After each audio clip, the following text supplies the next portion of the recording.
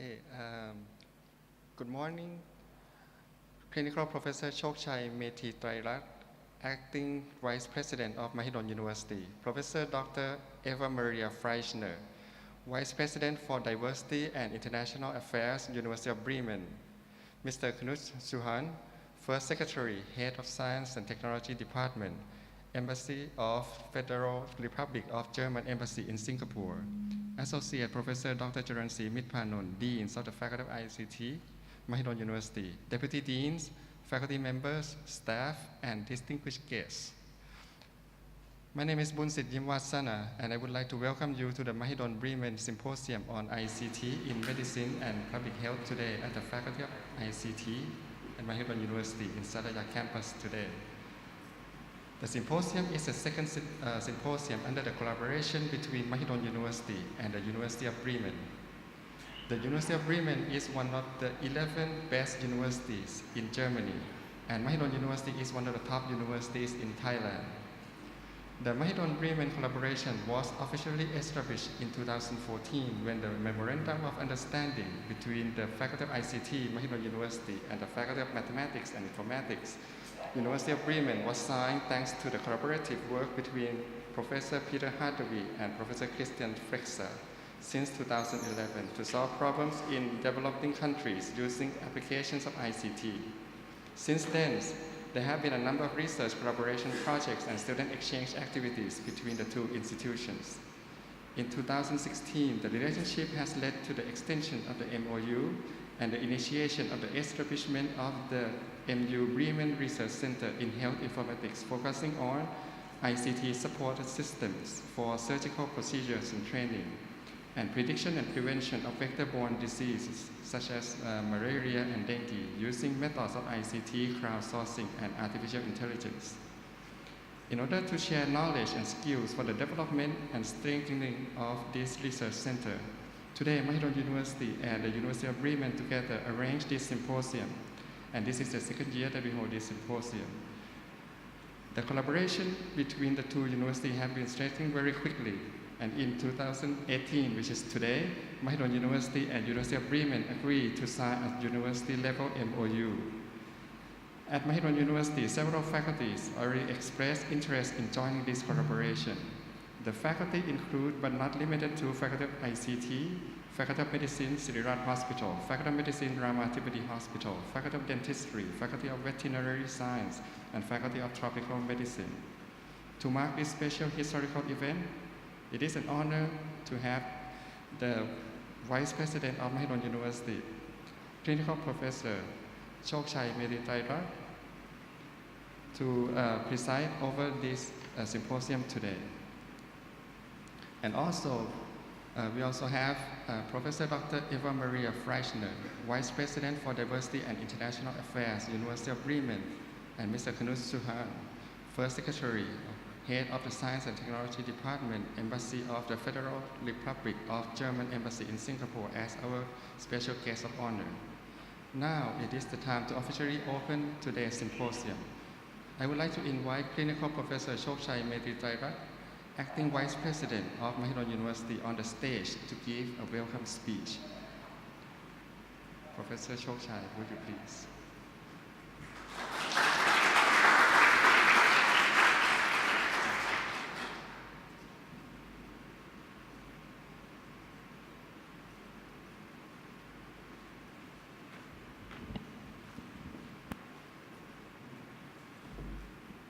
Good morning. Professor Eva Maria Freischner, the Vice President of the Diversity and International Affairs, University of Bremen.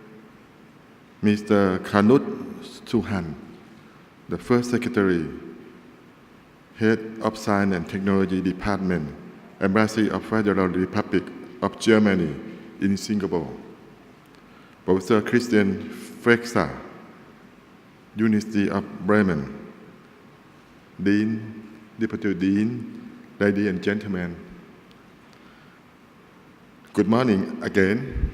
I'm very honored to be present here today, not only for delivering a welcome speech for the second symposium on ICT in medicine and public health, but also for hosting the MoU signing between Mahidol University and the University of Bremen and witnessing the opening ceremony of the Mahidol Bremen Medical Informatics Research Unit, or MoU, based at the Faculty of Information and Communication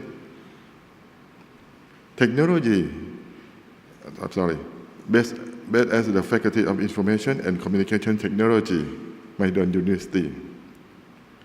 The partnership of two different continents has led to the establishment of this research unit, aiming to facilitate students and faculty members from both universities to collaborate and engage in the medical informatics research, which is a combination of medicine and information technology. Ladies and gentlemen, as you know, the Thai government has recently introduced the Thailand 4.0 initiative in order to move up the country from being a middle-income nation to sustainable development through the high-value export and technology innovation.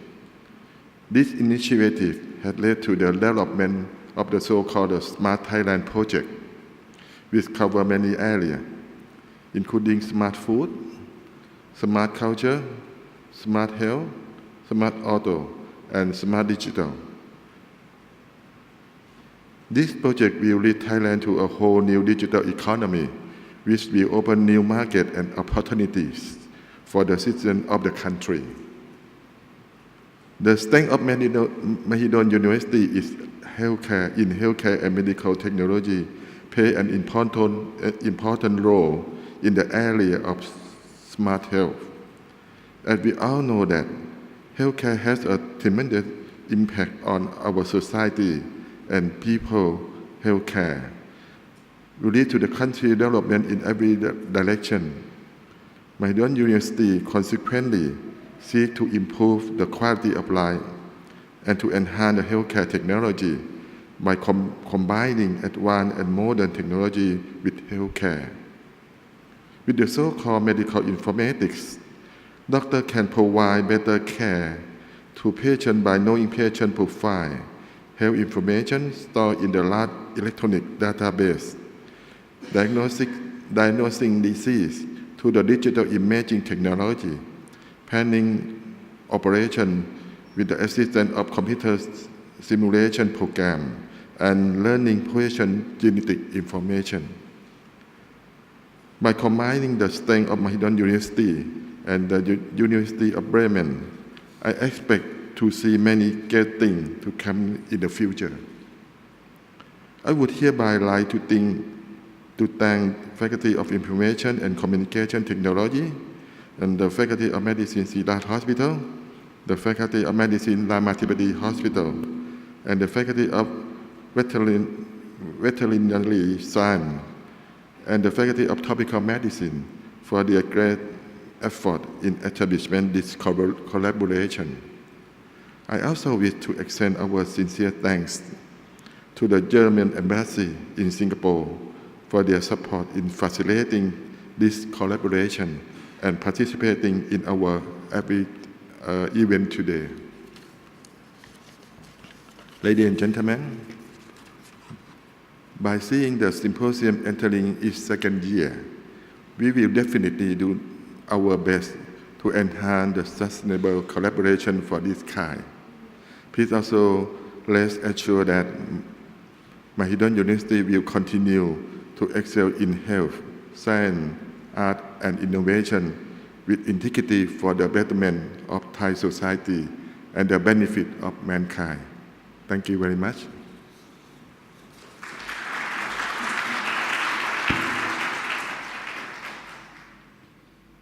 Thank you very much, Professor Chokchai.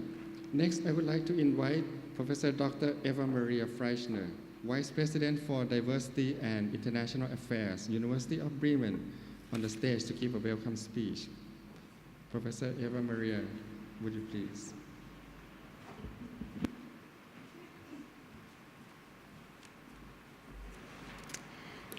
Good morning, dear Vice President Chokchai, dear Dean of the Faculty, Professor Mitropana, dear Mrs. Sukran from the Embassy in Singapore, it's a great honor, Professors Frexa and Hathaway, the drivers of the Bremen Mahidol Medical Informatics Initiative, dear friends, dear colleagues, dear faculty, welcome everybody and good morning. It's a great pleasure to be here and to be part of this opening ceremony. Our delegation, so a number of colleagues traveling here from Bremen enjoyed great hospitality for a number of days here already. Thank you all for that, for making that possible, for giving us this wonderful insight in academic work here, in traditions and plans, in initiatives and incentives. Personally, for me, it's the first time in Thailand, so I'm very impressed, I very much enjoy, and it's a wonderful hospitality we meet here. We're meeting here on a very special occasion. Let me call it Bremen Mahidol Medical Informatics Initiative has started only, with beginnings in 2011, but with a memorandum of understanding only in 2014, so not even 4 years elapsed before we have seen a very rapid development of this interaction, of this collaboration. There have been about 40 bachelor students going back and forth either way, enjoying research experience on the other end. Especially, we get the response from students that they are impressed by the societal impact of the research projects they see, and they are proud and happy to be part of it. We see a double PhD option, and actually we do not only see it on paper, there is not only regulations signed that make it possible. There was a first thesis defense on Wednesday this week, a first thesis defense of a double degree between Bremen University and Mahidol University. So things are coming into being. Now, today, we are here to celebrate the opening of the Mahidol Bremen Medical Informatics Research Unit. And any of us who has worked in science or who has done academic work, we know it's all about ideas, and ideas need places. I think many of us, if we think back, what has been the best idea we ever had, or what has been the best thing which then triggered developments, most of us will remember the places where those ideas came about, the people we were talking to. That's why I think places are very important, and university leadership has a very important role in providing these places, providing the space for ideas, providing the right atmosphere for having ideas grow and develop. So it's a day to look ahead, because we're opening something, we're founding something. What is the way ahead? We enjoyed here already 2 intense days of discussions with the university leadership, of interaction with the faculty, of site visits. We had an intense day yesterday at the Ramatibodi Hospital. We visited the faculty of tropical medicine. We visited the faculty of dentistry. All this makes us look ahead to expand the strategic partnership which already exists and is in well-flourishing between the Faculty 3 of Mathematics and Computer Science at Bremen and the ICT faculty at Mahidol University into a university-wide strategic partnership. Means that more faculties come and join together in joint initiatives, that academic and administrative staff start to talk more to each other, start to exchange experiences and bring things forward. We are on our way, and we hope, and it was mentioned already, that a symposium like we enjoyed today should take place preferably every year from now. We are looking forward, and we will be very happy to receive in Bremen a delegation from your university. We hope your president, the vice president, other members of the university leadership will visit us. We would be very glad to host you and to underline the importance of this collaboration for us.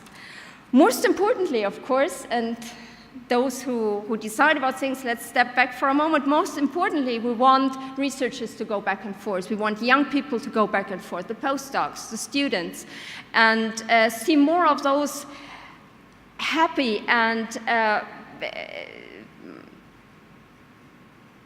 happy forward-looking faces that we have seen, for example, 2 days ago in our information session for students. Young people who are eager to go abroad, young people who are eager to exchange with international colleagues, make this experience and carry ideas back and forth and go forward. So we hope to see people going back and forth. We hope and we wish to see papers being written, communicated, more theses being defended. So we are looking forward to a vivid interaction, to ideas and their implementation. This, I understand, is also one of the driving mottos of your university, and I like to cite the founding fathers saying it's not only about learning, it's about application for the benefit of mankind. And I'm convinced that what we see here as an initiative in medical informatics is the best example of that, of ideas from basic research, from ideas-driven research into applications, into the benefit for those in the medical sciences and the people who rely on it. I thank you very much, the leadership of the Mahidol University, the colleagues who are driving this initiative, for bringing this all into being, for bringing us together here for this symposium. I wish you all a very, very successful day, and we're looking forward to many years of intense collaboration to come. Thank you very much.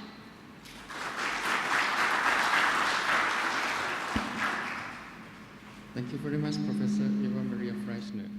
Next, I would like to invite Mr. Knut Suhan, First Secretary for the Head of Science and Technology Department, Embassy of the Federal Republic of German Embassy in Singapore, on the stage to give a welcome speech. Mr. Knut Suhan, would you please?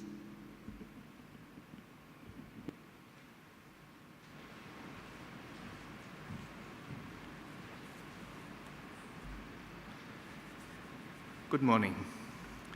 Dear Professor Chokchai Meti-Trairat, Vice President of Mahidol University, dear Professor Eva Maria Freischner, Vice President of the University of Bremen, dear Professor Hathaway, dear Professor Frexer, distinguished guests, ladies and gentlemen. It's a great pleasure for me to be here today at the beautiful campus of Mahidol University on multiple occasions. First of all, to take part in the opening of this symposium on ICT in medicine and public health. Second, the signing ceremony of the Strategic Partnership and Cooperation Agreement between Mahidol University and the University of Bremen. And third, the opening ceremony for the Mahidol Bremen Medical Informatics Research Unit. On behalf of His Excellency Ambassador Dr. Peter Prügel, German Ambassador to the Kingdom of Thailand, and the Science and Technology Department of the German Navy, which is based in Singapore, I would like to congratulate you all, partners of Mahidol University and the University of Bremen, on this new milestone, or on these new milestones of your successful cooperation. For almost 4 to 5 years now, researchers and specialists from these places, from Thailand and Germany and other countries, have worked together on this cooperation.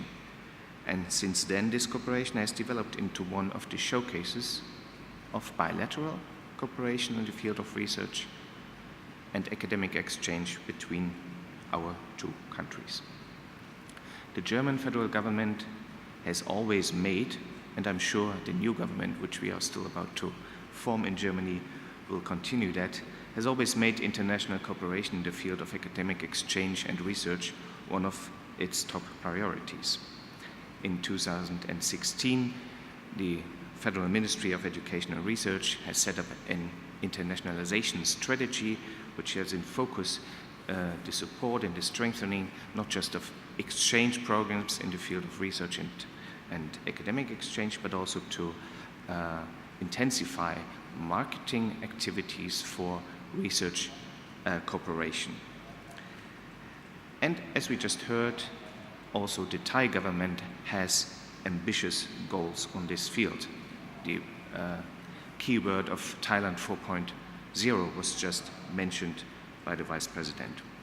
And I see the excellent results of this cooperation. One of these examples is the cooperation between Mahidol University and the University of Bremen. I see these examples as I said, as showcases and best examples for the mutual benefits of this approach. So once again, I would like to congratulate all partners, all people involved on the success achieved in the past years. And of course, I would like to wish you all the best and every success for the even more intense collaboration that we will see in the future. I thank you for your attention.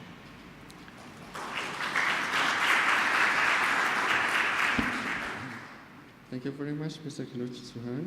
Next, I would like to invite Associate Professor Dr. Charansi Mitpanon, Dean of the Faculty of ICT, Mahidol University, on the stage to give the opening remarks. Professor Charansi, would you please?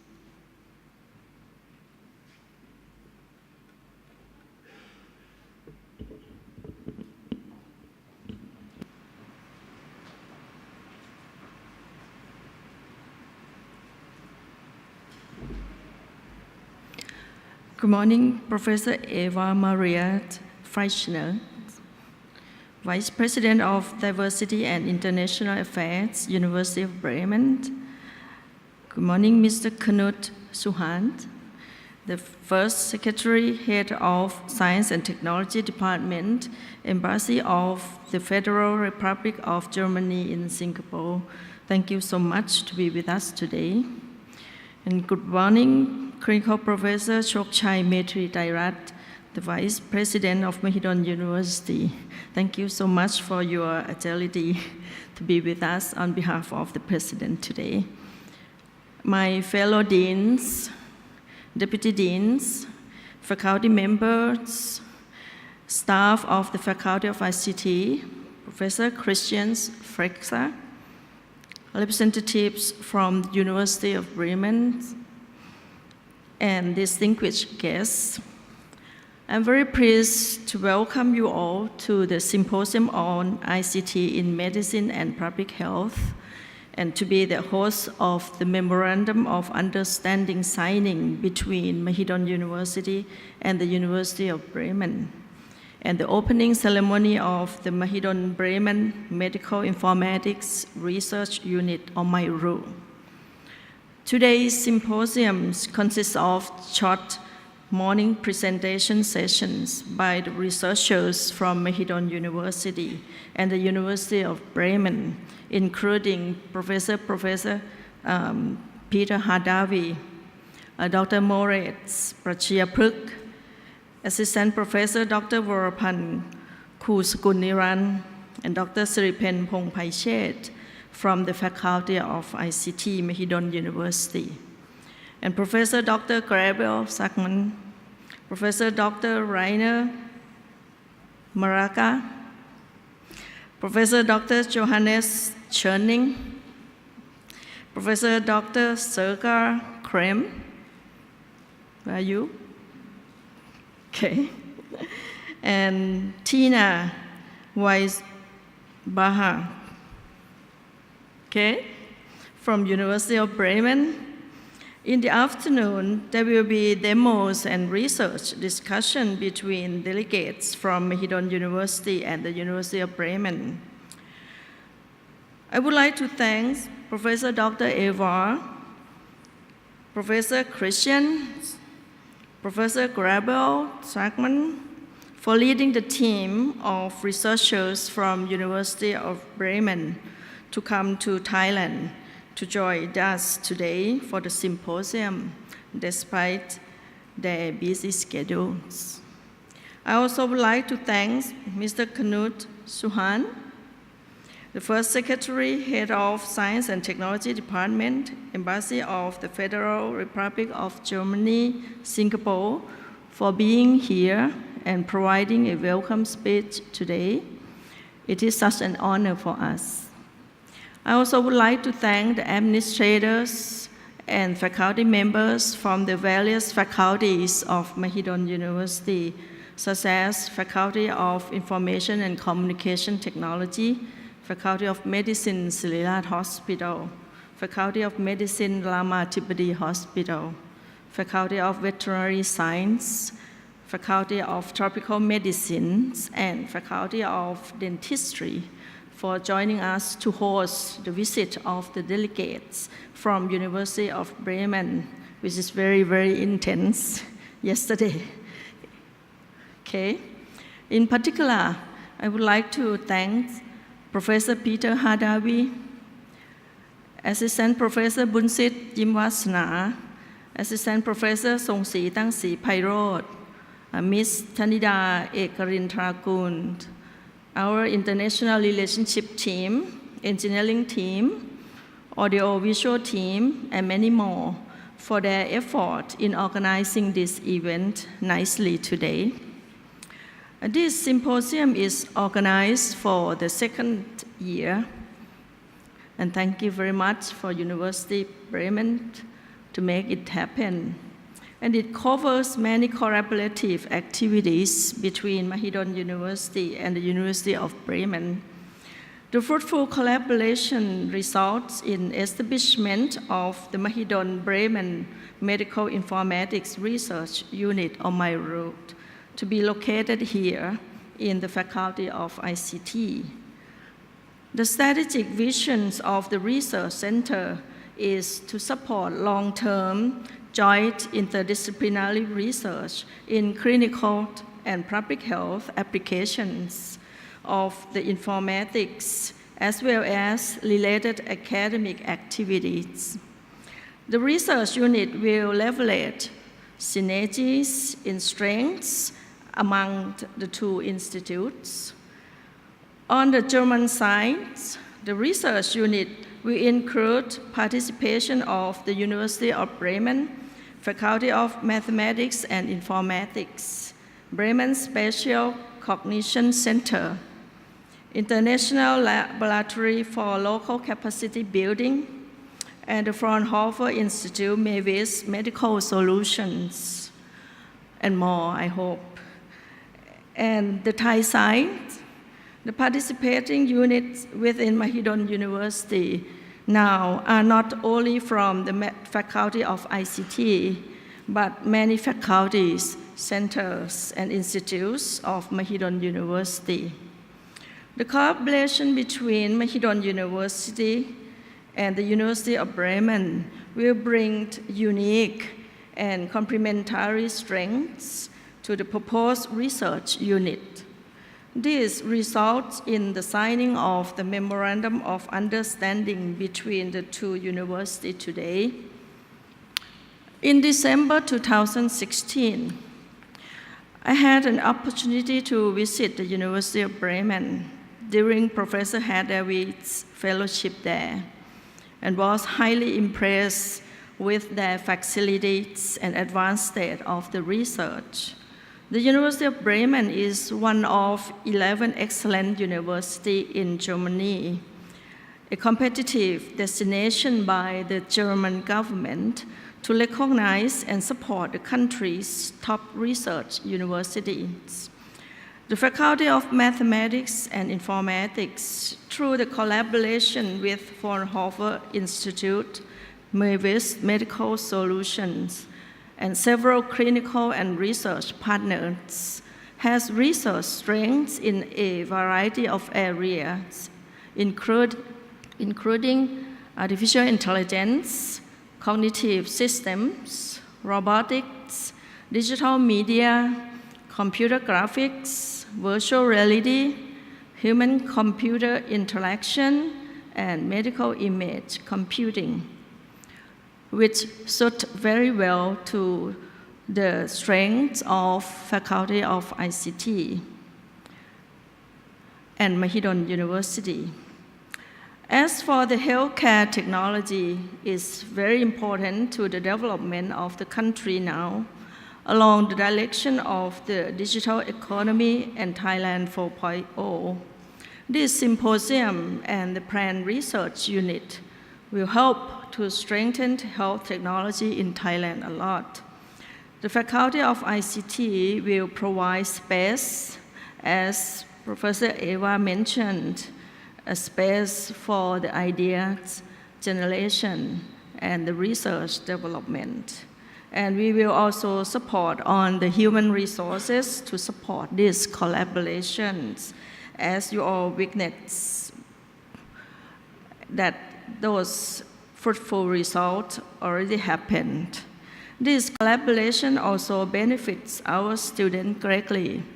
More than 20 students have been exchanged and work in the research.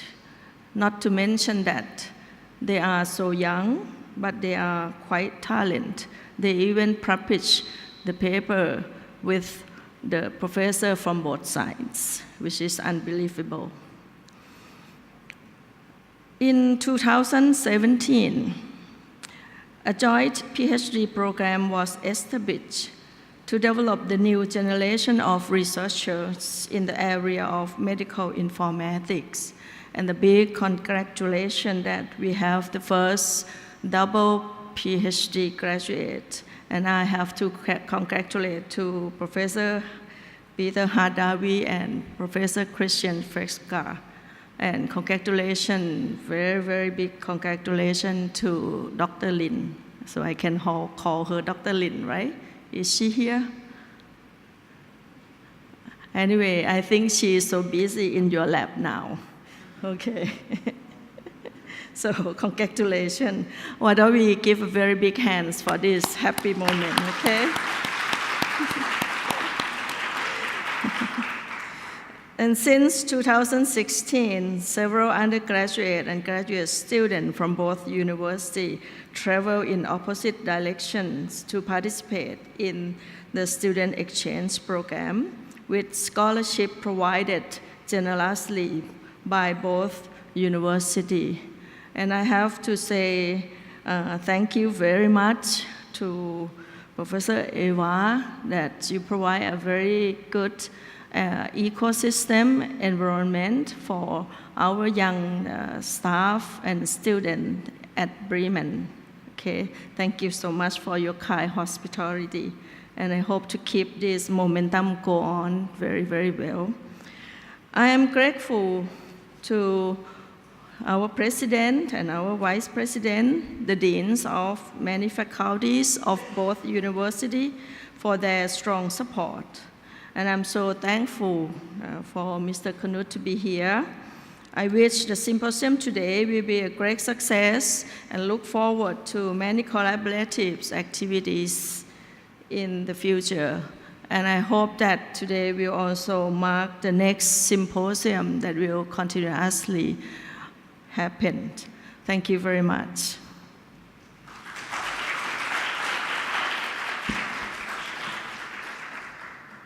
Thank you very much, Professor Jaransi. Next, I would like to invite Clinical Professor Chokchai Metri Thairat to present gifts of appreciation to our special guest of honors. Professor Chokchai, please step up on the stage, please. And first of all, I would like to invite Professor Dr. Eva Maria Freischner to step up on the stage to the presentation of the gift of appreciation.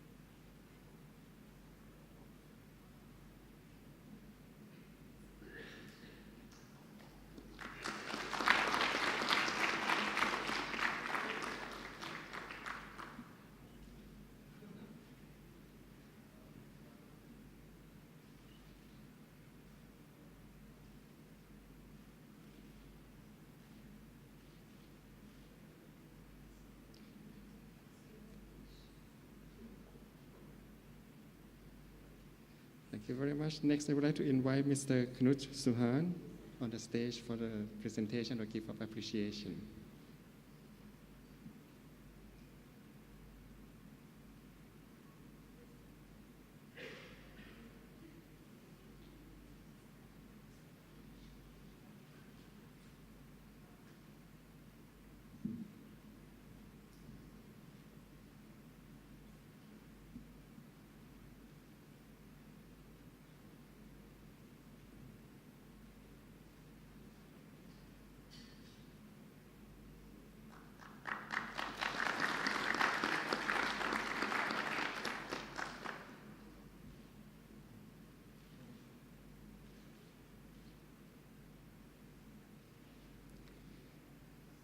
Next, I would like to invite Dr. Annette Lang for the presentation of Gift of Appreciation.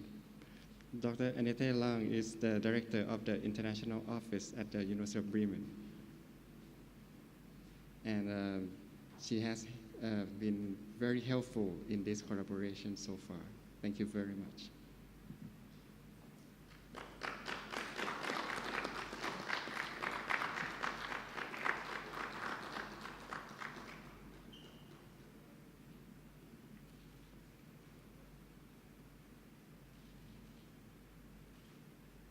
And next, I would like to invite everyone to stand together on the stage for a group photo.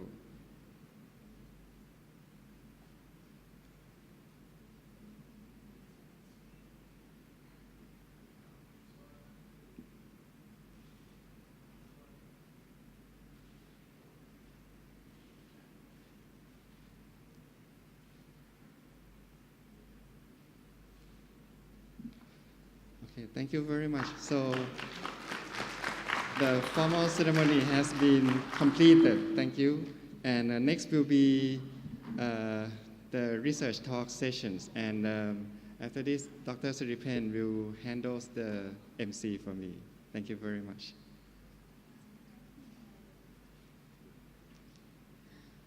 Oh, before that, I would like to invite everyone to move a little bit. Everyone, please be up on the in front of this room to take group photos together. Everyone, our audience, please.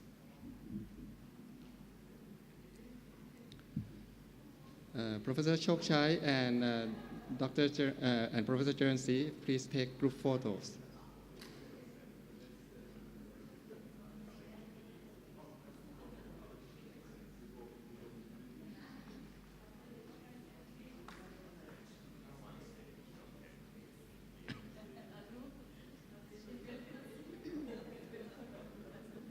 All audience, all participants, please.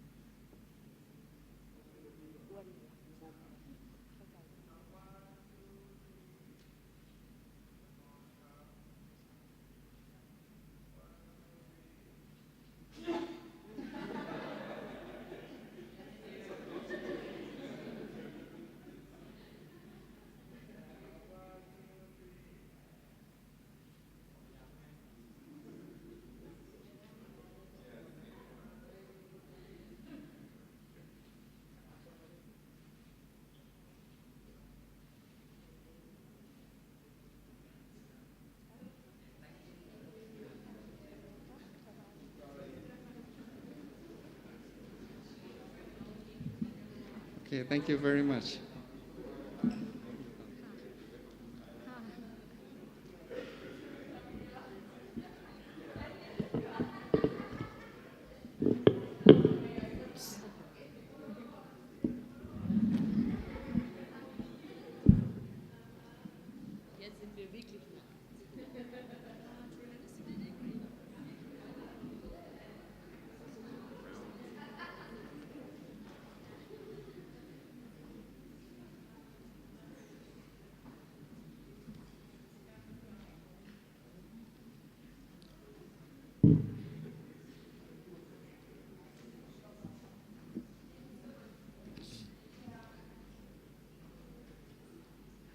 Okay, thank you everyone. My name is Dr. Siripen Pongpaichet.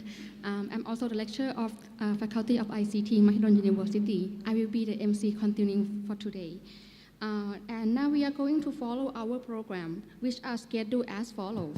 In the morning sessions, there will be as research talks from researchers of University of Mahidol, Mahidol University and University of Bremen. First will be the research talk by Professor Dr. Peter Hathaway, followed by Professor Dr. Gabriel Stuckman, Dr. Mole Prachaprit, Dr. Raina Malaka, Assistant Professor Dr. Warapan Kuskuniran, Dr. Johannes Chenning, and finally myself, Dr. Siripen Pongpaichet. After the research talk at noon, there will be 2 ceremonies for the signing of strategic partnership cooperation agreement and opening the Mahidol University Medical Informatics Research Unit, or called MIRU, M-I-R-U. After that, in the afternoon session, from 1 p.m., lunch will be provided here at these auditorium rooms. And at the same time, there will also the demo and poster showing the research work from both universities.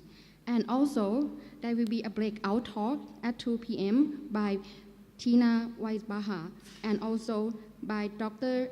Serga Kem. The final program will starting at 3 p.m. will be the in-depth research and academic discussions between both faculties. And I would like to invite everyone here to stay until the last program today. Now it is a time for the first session.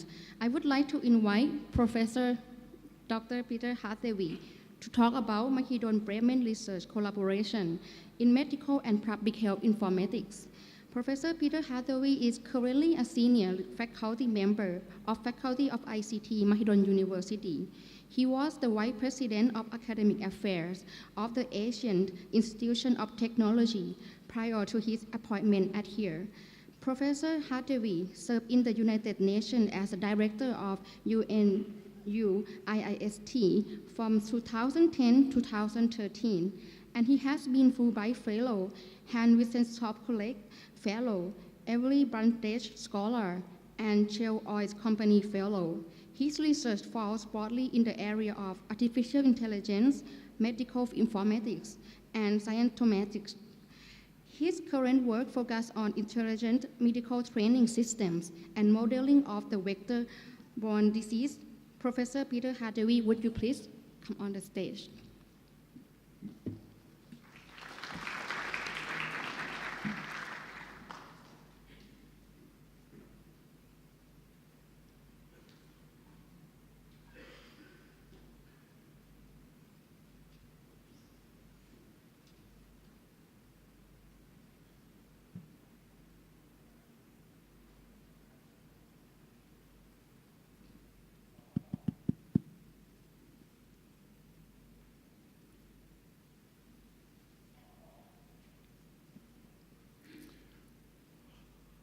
Right, good morning, everyone.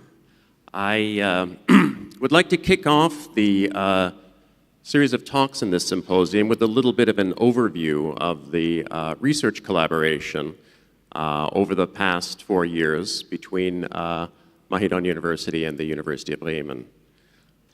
So this started, in fact, back in 2011, when I was serving as director in the United Nations University of one of the institutes. We established what's called the international laboratory for local capacity building with the University of Bremen as a joint laboratory. And this lab was focused on applications of ICT to address issues in developing countries. Then when I joined Mahidol University in 2014, we made this laboratory a joint laboratory between the two universities. And in fact, then in the same year, the first 3 undergraduate student interns who went to do research there over the summer went to collaborate on a project called Mobile for D, which was a project developed to use mobile devices to help with reporting of disasters, so disaster reporting and alerting. Those students went to Bremen that summer and were working on adapting that system to surveillance of infectious disease using crowdsourcing ideas. And you see here a couple of photos of them working with the team in Bremen. Of course, they didn't spend all of their time in the laboratory. To balance out their lives a little bit, they did do some traveling, and some more traveling, and some more traveling. And at the end, they traveled back here to Thailand.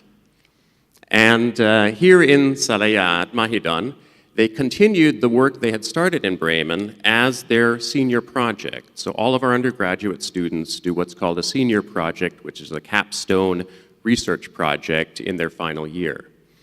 And not only did they do the senior project, but they entered their work into the Microsoft Imagine Cup competition. And they won.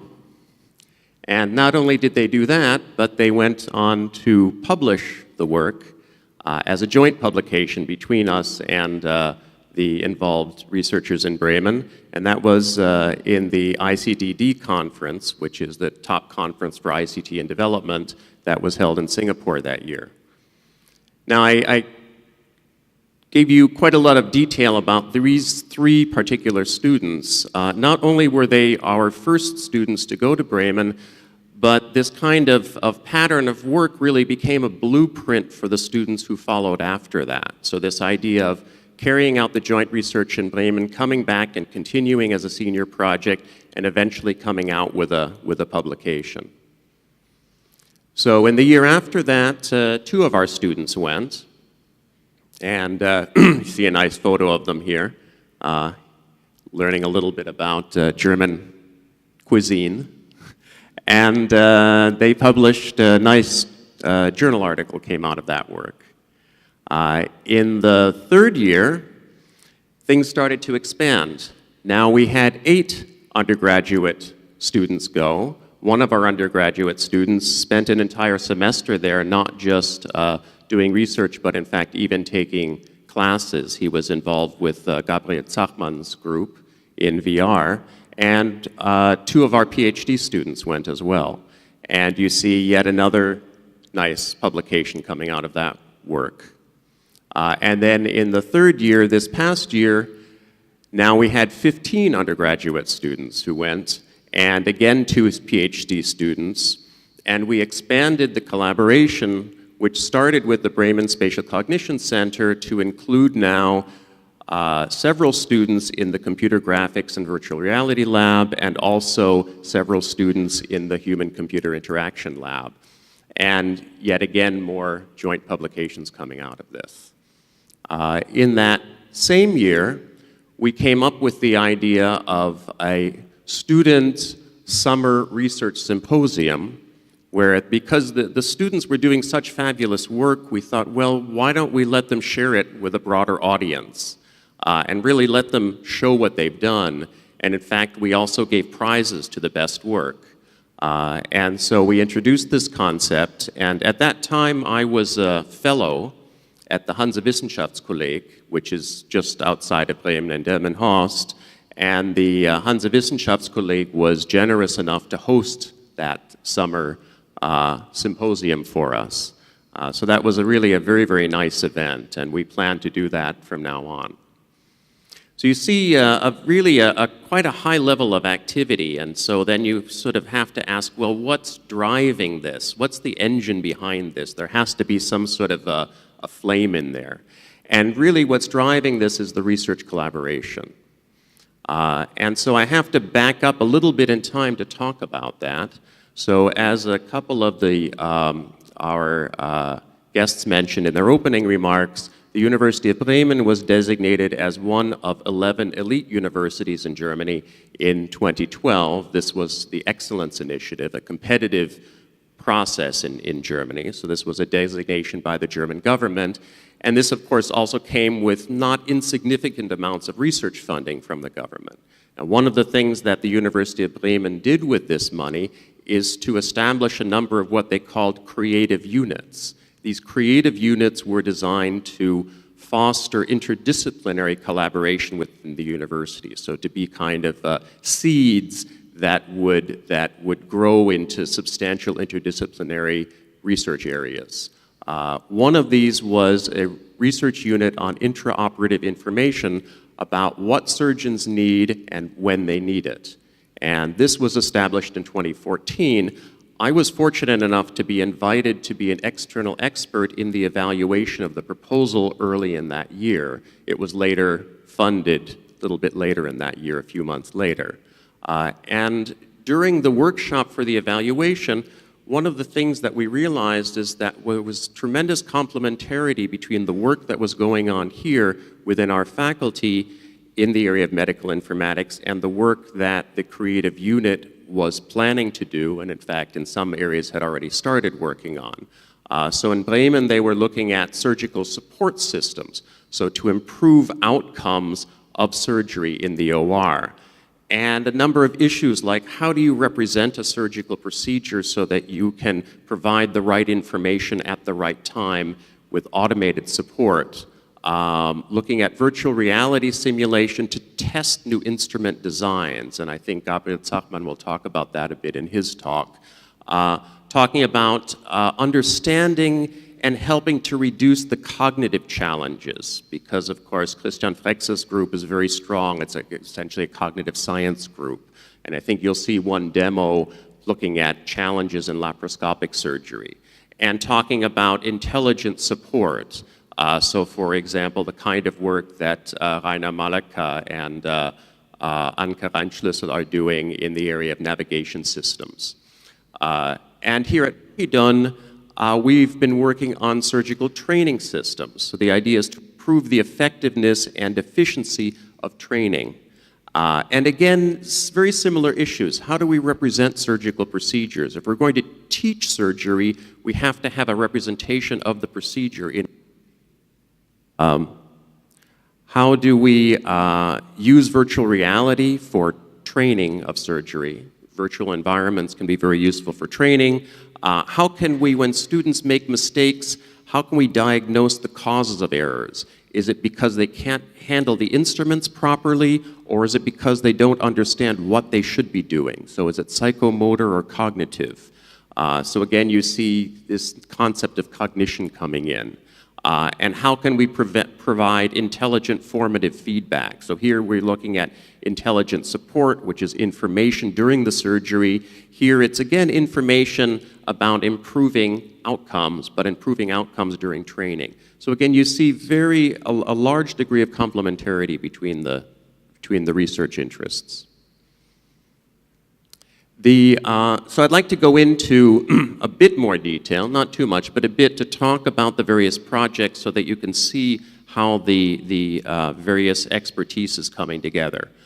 So our program here at Mahidol in the area of intelligent virtual environments for surgical training seeks to explore the potential of the integration of virtual reality environments and intelligent tutoring systems. This is an area of AI, to provide formative feedback and tutorial dialogue with rich causal explanations to students, and also new modalities for effective feedback and guidance that are not possible in the physical world. So we don't just want to create simulations that replicate what exists in the physical world, but we want to leverage the kind of possibilities that virtual environments open up to provide new kinds of feedback.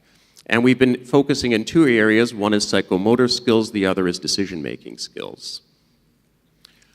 So in the area of psychomotor skills, we've been working with in dental surgeries, particularly endodontic surgery, collaborating quite closely with Professor Siriwan, who I think is here today at Thammasat University.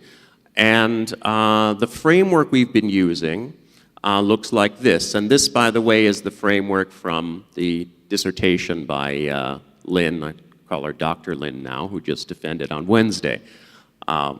And this was in collaboration, this work with the Bremen Spatial Cognition Center and also the Computer Graphics and VR Lab. So one of the interesting things about using a simulator, so we have a tooth, which is a 3D volumetric model produced from a CT scan of a patient. We have haptic devices that are used to control the dental mirror and the drill, and the haptic devices provide force feedback so it feels realistic. But one of the very interesting aspects of this kind of setup is that we can gather information about the procedure. What is the path of movement? How much force is being applied at any one time? What is the angle of the instrument? How much time is taken? And we can analyze this information to see if there is an error, what part of the procedure was responsible for the error. And so this is what the framework looks at: assessing the outcome, so automatically scoring the outcome, gathering information about the procedure, analyzing the relationship between the procedure and the outcome, and then delivering the feedback in a way that's natural to the students. And there are many modalities one can use. One is, for example, text. Another is, for example, haptics. So if you find that the student has used an inappropriate amount of force, it's not very useful to say the amount of force you used is 20% too much. Nobody really knows what that means. It's much better to let them physically feel how much force to use, which is exactly what we did using these haptic devices. So it's like training the muscles. And that resulted in a very nice paper that was in collaboration also with Holger Schultheis, who is in the Bremen Spatial Cognition Center. Beyond that, we also looked at, can we relate the outcome to the procedure and identify the portions of the procedure that were responsible for errors. And this was work that was done by one of our undergraduate students, Farin, who was the student I mentioned who spent the whole semester in Bremen, and two other undergraduates in the senior project group. He was in the computer graphics and virtual reality lab. Lynn, who just defended her thesis, and she was in the Bremen Spatial Cognition Center. And so they developed this very nice interface where one could take the errors and correlate them with the procedure and show the portions of the procedure where the errors were actually committed, so that the student could then focus attention in a replay modality and look at where they made the mistakes and what kinds of mistakes: overcutting, undercutting, or perforation. Now, another aspect of surgery is not just the physical skills, but the decision-making skills. And here we've been collaborating, and again, cognition plays a major role here. We've been collaborating with the Bremen Spatial Cognition Center. By the way, Siripen, if you can let me know when I've got just 5 minutes left, and because we're on a tight timeline. Okay, I do have 5 minutes left. All right, thank you. And I will make sure to finish in 4 if I can. So what we did here was essentially, we started out with an observational study of surgeons teaching in the operating room. Because we need to understand how surgeons teach if we want to produce a system that will effectively teach. This, by the way, is the doctoral work of my student Naramon, and you see one of our joint publications down there, again with Holger Schultheis, and you see Ajahn Siriwan is on that too. So she carried out this observational study, classified the teaching strategies, and developed a representation to represent a surgical procedure in such a way that an algorithm could be built on top of that to generate tutorial feedback. And what we've been able to do is to replicate quite a lot of the tutorial dialogue that we observed. So you see here on the right an observed dialogue by the human tutor and what we can automatically generate. And that automated tutor, this is not canned text. We didn't write this ourselves. The system generates this text by analyzing the student's actions and the representation of the surgical procedure. So that you can, if you have a new surgical procedure, you plug in the representation of that procedure, the system can teach that. The rest is generic. A new system that we have been developing, and this was by a group of undergraduates who spent last summer in Bremen in the virtual reality lab, as well as a PhD student, Lynn, who was supervising or helping me to supervise this group, is a new immersive environment for dental surgery. So now we don't just have a single tooth, we have an entire patient, we have a head-mounted display, so you see the environment, you're completely immersed in it, and we are representing now several stages of the procedure: anesthesia, rubber dam application, access open. And we also have voice commands, because your hands are holding the haptic devices, so you can't use a mouse. So we need to use voice to control some things like the position of the patient, or to ask for instruments the way you would ask from an assistant. And you'll see a demo of this in the lab during the opening as well as up here. The other area we've been working in is in epidemiology, using AI to support epidemiology. And I won't go into the details, but the idea here is to use what is known as deep learning to detect dengue vector breeding sites at a very high level of detail and to produce risk maps from these. And this really came out of, the idea for this came out of a talk that Johannes Schöning gave on work that he's doing in extracting information from Google Street View images to produce routes for autonomous vehicles. When I heard that talk, I realized that the same technique could be used for dengue. So this is basically what we're doing. You see the breeding sites identified here. These are old tires, and you see heat maps that are produced that can help to target intervention. And looking towards the future, lots of planned activities with the various MoUs sort of underpinning those. So I won't go into this because I'm now over my 5 minutes. So thank you very much and enjoy the rest of the symposium.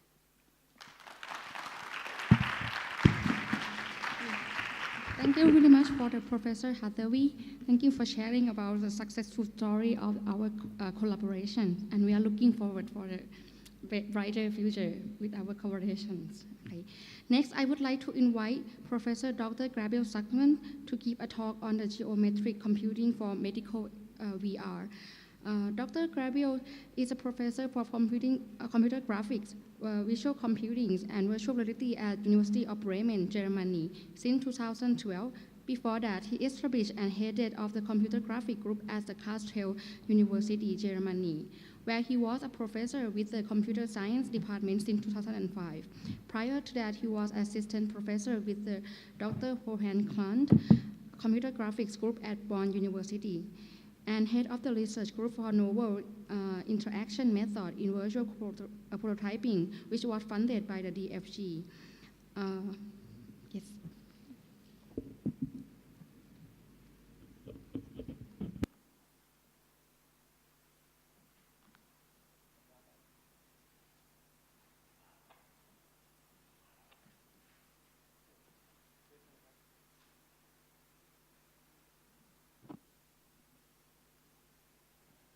Okay, thank you very much for the kind introduction. First of all, I would like to thank you all for having us.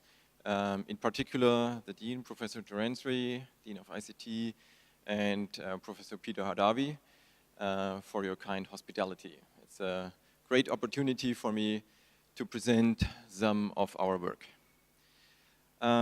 First of all, I would like to show you work that we have carried out in the creative unit that Professor Peter has just mentioned. And this work has to do with the lamps in the operating room. As you can see in this video, the lamps are still operated manually, they are adjusted manually.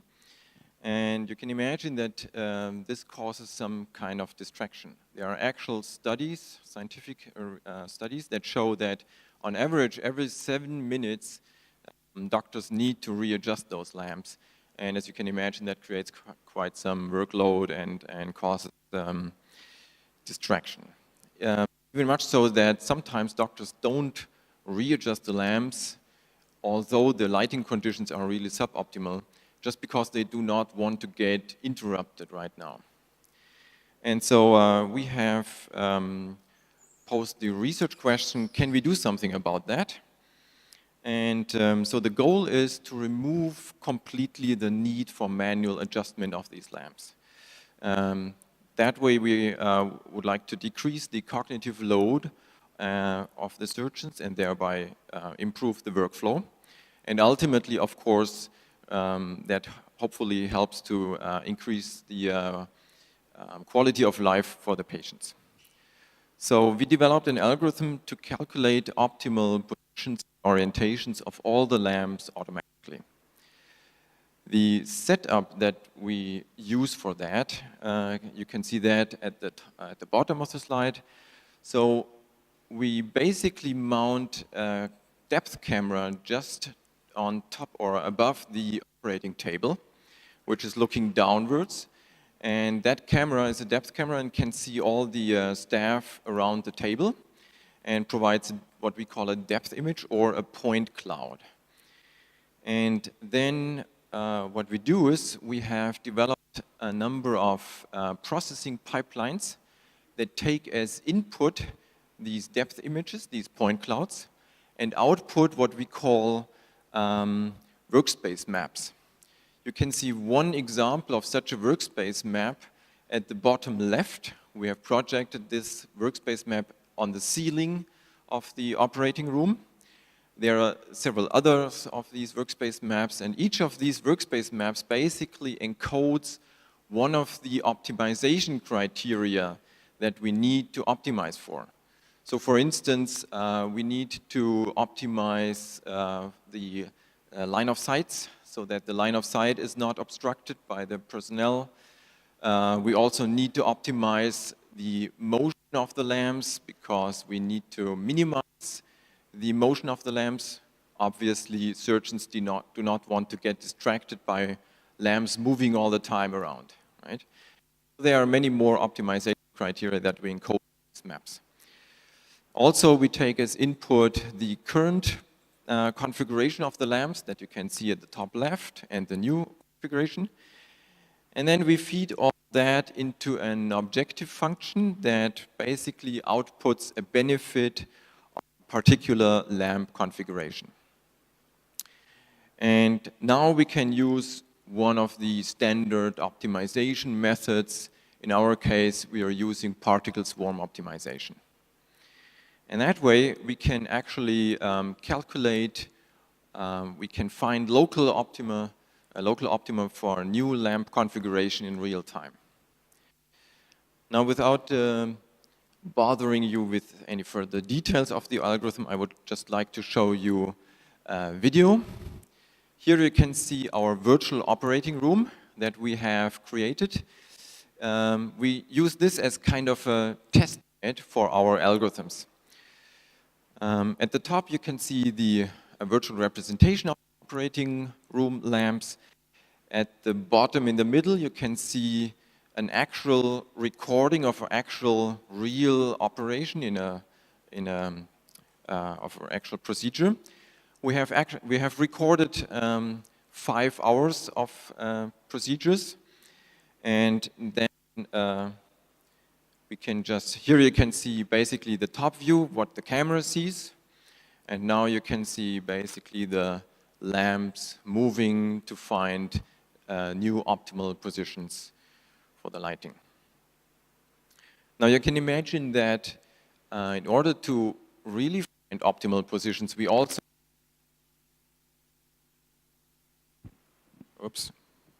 we need to simulate the correct physical lighting situations.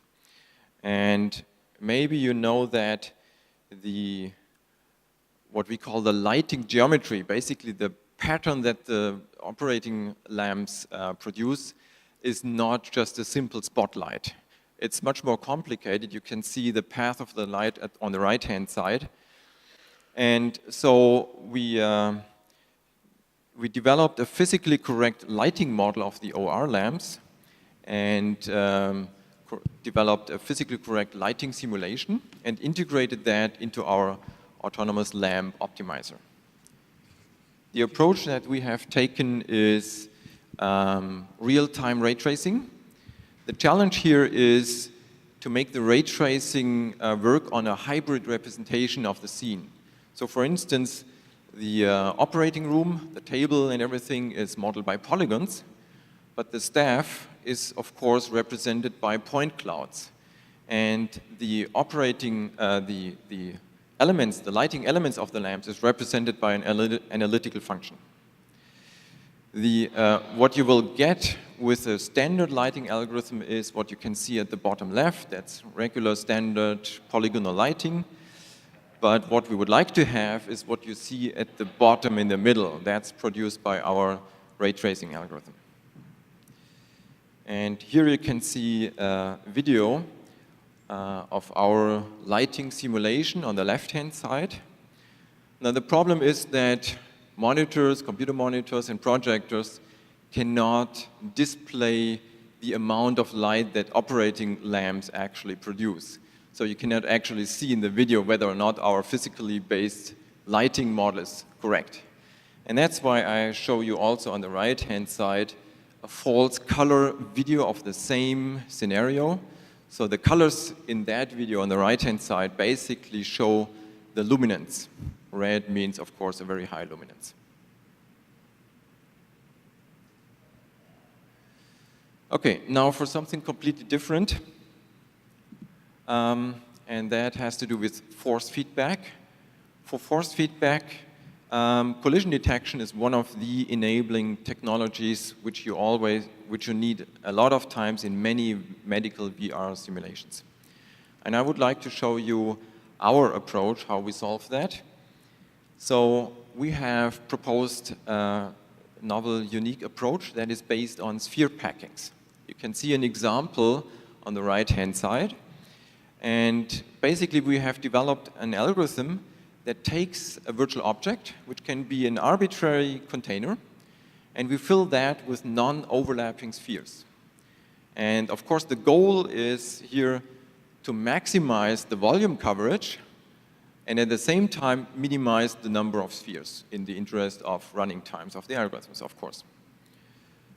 At the bottom here you can see several stages of our algorithm. So you can see that we start with the big spheres on the left-hand side, and then we fill smaller and smaller spheres in order to cover the voids. Here in this video on the right-hand side, you can see our algorithm in action. And as you can see, it's highly parallelized. And with that algorithm, we can actually produce sphere packings in around 10 to 50 seconds for 100,000 spheres. And now we have used that for a new application, a current project that is going on for hip replacement surgery. As you probably know, arthritis is pretty frequent, especially with elderly people. And the hip joint is one of the joints in the body that is very susceptible to that. Now there's a study that shows that hip replacement surgery is one of the great opportunities where you can improve the quality of life for very much if you normalize that by the cost of the operation. And in Germany alone, we have over 100,000 such surgeries per year. Now, one critical step in the hip replacement surgery is actually the milling of the hip joint, where you basically have to mill the socket of the joint. And as you will see in the video that I'm going to play in a few seconds, the surgeon has to apply very, very strong forces on the drill, but at the same time, the surgeon also has to be very delicate and precise. Another problem during that step is that the surgeon cannot see where he's actually drilling because everything is occluded. And maybe you can see that now in this video, how the surgeon is really pushing very hard on the drill. Okay, here you can see him drilling, pushing really hard. And so feeling the forces is really paramount to the surgeon. However, it's very difficult to train that because you cannot just tell the medical students to just watch. That doesn't help anything. So we are trying to simulate that. And here you can see a setup of our training simulator. At the top, you can see here the user, the trainee. He's wearing a head-mounted display. And he's basically grabbing a robot, because only robots can produce such high forces that we need to render to the trainee. And in the end, the robot will have an end effector that basically mimics. And for that simulator, we are using our technology of the sphere packings with which we can render and compute such forces really, really quickly. Here you can see one result. This is work in progress, so I cannot show you a video, unfortunately, but you can see here in these results that we can actually calculate the forces with 2000 hertz. So that is twice as much as the gold standard for force feedback rendering, which says that you should update the calculations 1,000 times per second. If you compare that to visual displays that run about 30 to 90 hertz, that's quite challenging. So in the interest of time, I would like to skip a little bit ahead and show you quite some recent work of which we are a little bit proud. And that has to do, again, with the collision detection. With the previous applications that I have shown you, we can pre-calculate quite a bit, for instance, the sphere packings. But in many situations, you don't know about the containers, you don't know whether they are rigid or not. So we're calling these kinds of objects polygon soups, because they can be deformable, they can consist of deformed, degenerate polygons, and so on. Now the problem with that is what you can see in the example on the right-hand side. If you imagine those two objects approaching each other, there will be one point where all the polygons of the white object intersect all the other polygons of the brown object. And we call this the all pairs weakness. And in such cases, all collision detection algorithms will have to report n squared many intersections between all the pairs. Now, we were wondering, can we check whether or not objects will exhibit this all pairs weakness? And our contribution is that for the first time, we were able to characterize the objects such that we can determine in advance whether or not they might exhibit this all pairs weakness. And the nice thing about our geometric predicate is that we can turn that into an algorithm that has linear worst case running time if you implement it sequentially. And furthermore, we can derive from that an algorithm that has, we can derive a parallel algorithm that has constant worst case time. And that is really something pretty novel. Again, in the interest of time, I would like to skip a little bit. You might wonder, is this predicate worthwhile? So we checked a large database of objects, over 10,000, and calculated checked our geometric predicate on those objects, and it turns out that almost all the objects that you experience in practice actually fulfill the geometric predicate. You can see here some of these objects in this green bubble, which will then exhibit linear sequential running time. And with that, I would like to thank you very much for your attention, and I will be happy to answer any questions you might have. I guess, again, in the interest of time, we will discuss those maybe in the afternoon during the demo sessions. Thank you very much for your attention.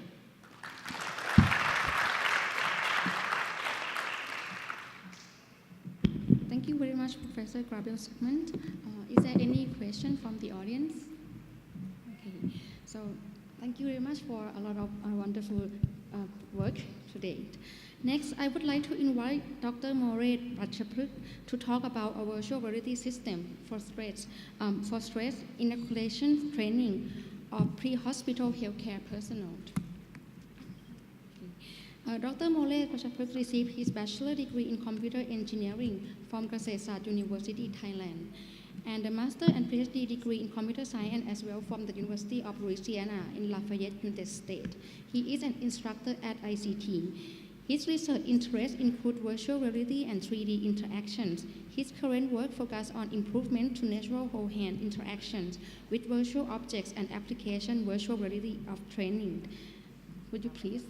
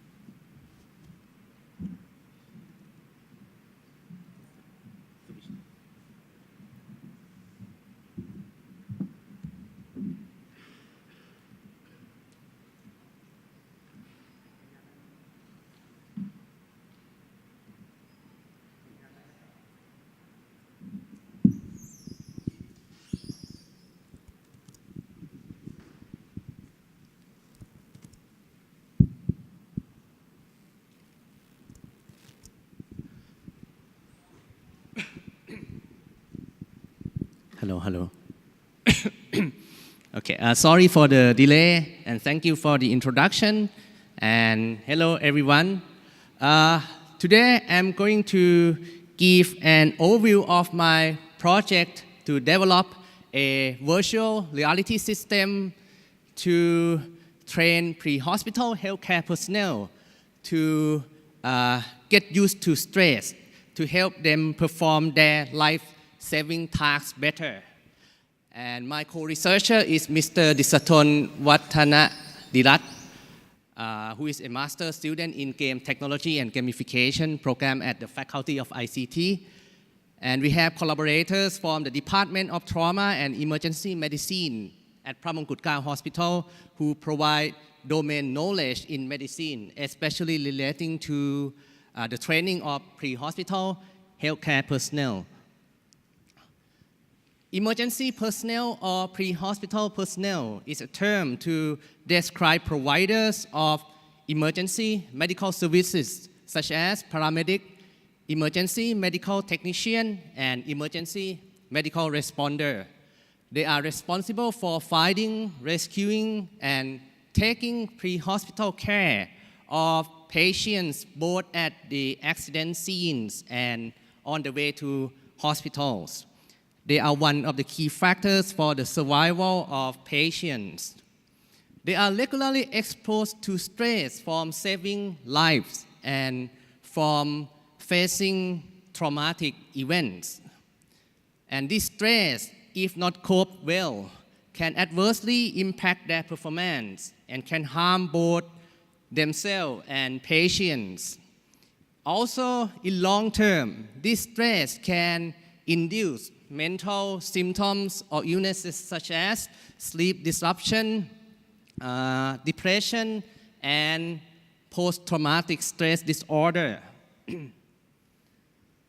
The goal of our project is to help emergency personnel cope with the stress.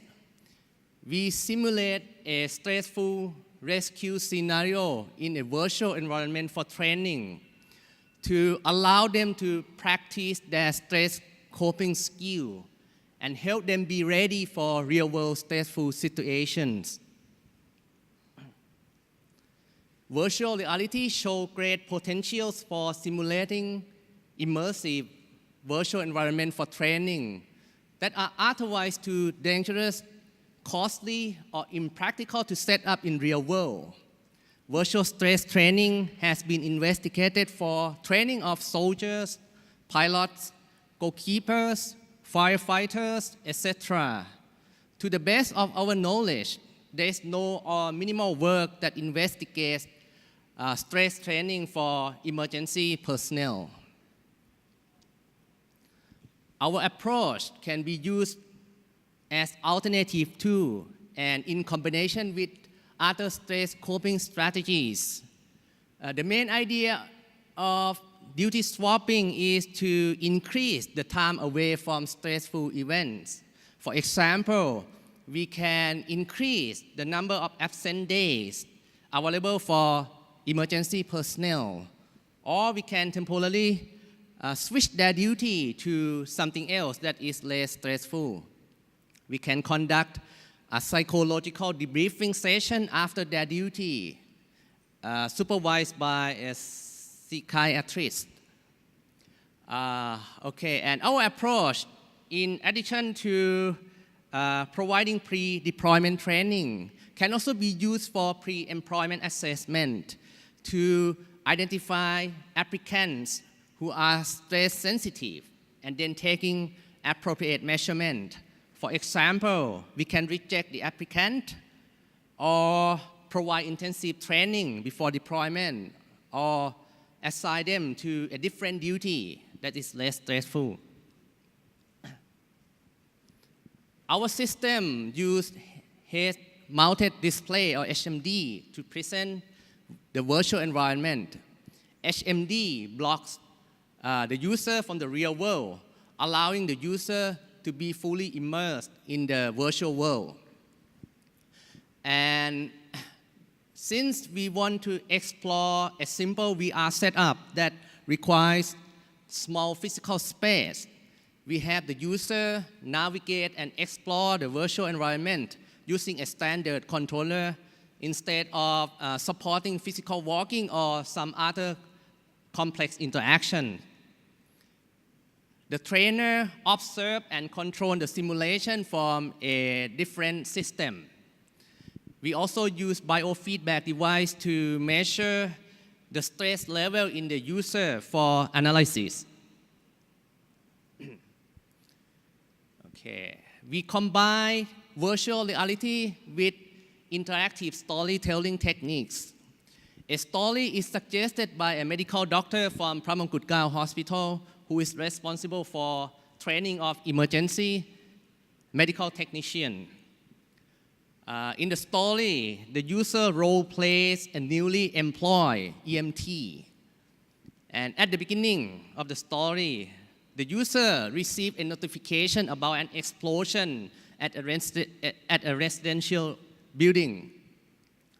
Then the user is dispatched to the accident scene along with a driver and a senior EMT. On the way to the scene, the user has a casual conversation with the senior EMT to get to know more about her. And after arriving at the scene, the user finds 3 patients. One is injured, is a burn patient. Okay, one is a patient who loses a limb, and there is an injured baby and a crying mother. The senior EMT asks the user to triage the 3 patients to prioritize who should be dispatched to the hospital first. Meanwhile, the driver is calling for more ambulance, and the senior EMT goes inside the building to check for more patients. And after a while, there is another explosion which seriously injured the senior EMT, and the user now has a tough choice of who to help.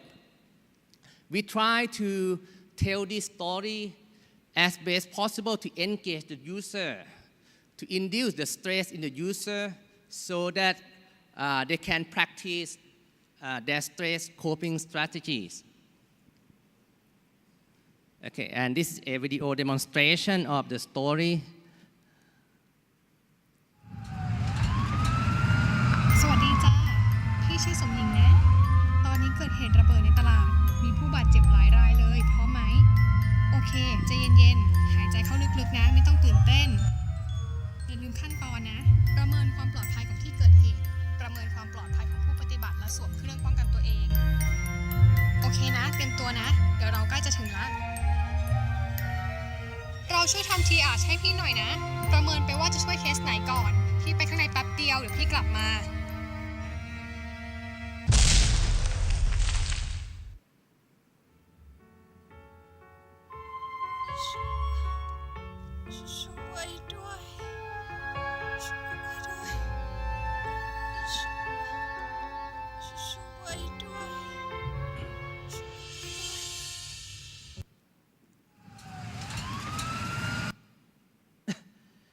Okay, we use head tracking to allow the user to look around in the virtual environment like they would in real world. And the user navigate and explore the environment using a controller. The user can also talk with a virtual character. สวัสดีจ้า สวัสดีครับ พี่ชื่อสมหญิงนะแล้วเราล่ะชื่ออะไร ชื่อดิสทอดครับ And the trainer can select a dialogue and a body language to direct the conversation. And there are many options to support many possibilities in the conversation. ตอนนี้เกิดเหตุระเบิดในตลาดมีผู้บาดเจ็บหลายรายเลยโอเคใจเย็น Clip reviewing the story หายใจ again. เข้าลึกๆนะไม่ต้องตื่นเต้นเราช่วยทำทีอาร์ให้พี่หน่อยนะประเมินไปว่าจะช่วยเคสไหนก่อนพี่ไปข้างในแป๊บเดียวเดี๋ยวพี่กลับมา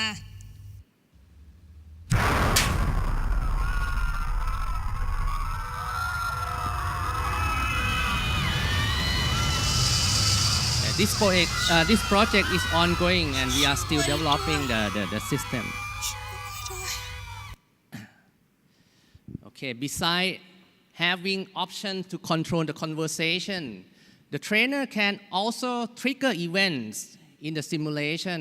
For example, after the senior EMT goes inside the building and after we the user checks the patients for a while, the trainer can trigger the explosion to direct the story.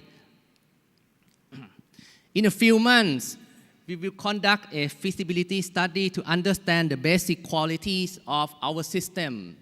First, we want to understand how well our system can induce the stress in the user, and also how well our system provides the sense of present or mental immersion. And we will ask medical experts to review the system for additional feedback. We are also interested in understanding the impact of some storytelling design elements, especially the impact on the induced stress level. Especially, we are interested in the scene that try to build emotional connection between the user and the senior EMT, how well this scene can induce the stress level.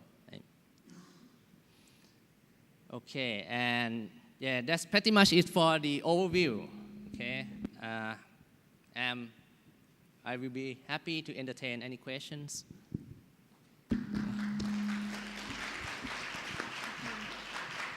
Thank you very much, Dr. Moret. May I ask, is there any question from the audience? Okay, so we are out of time, sorry for the rush.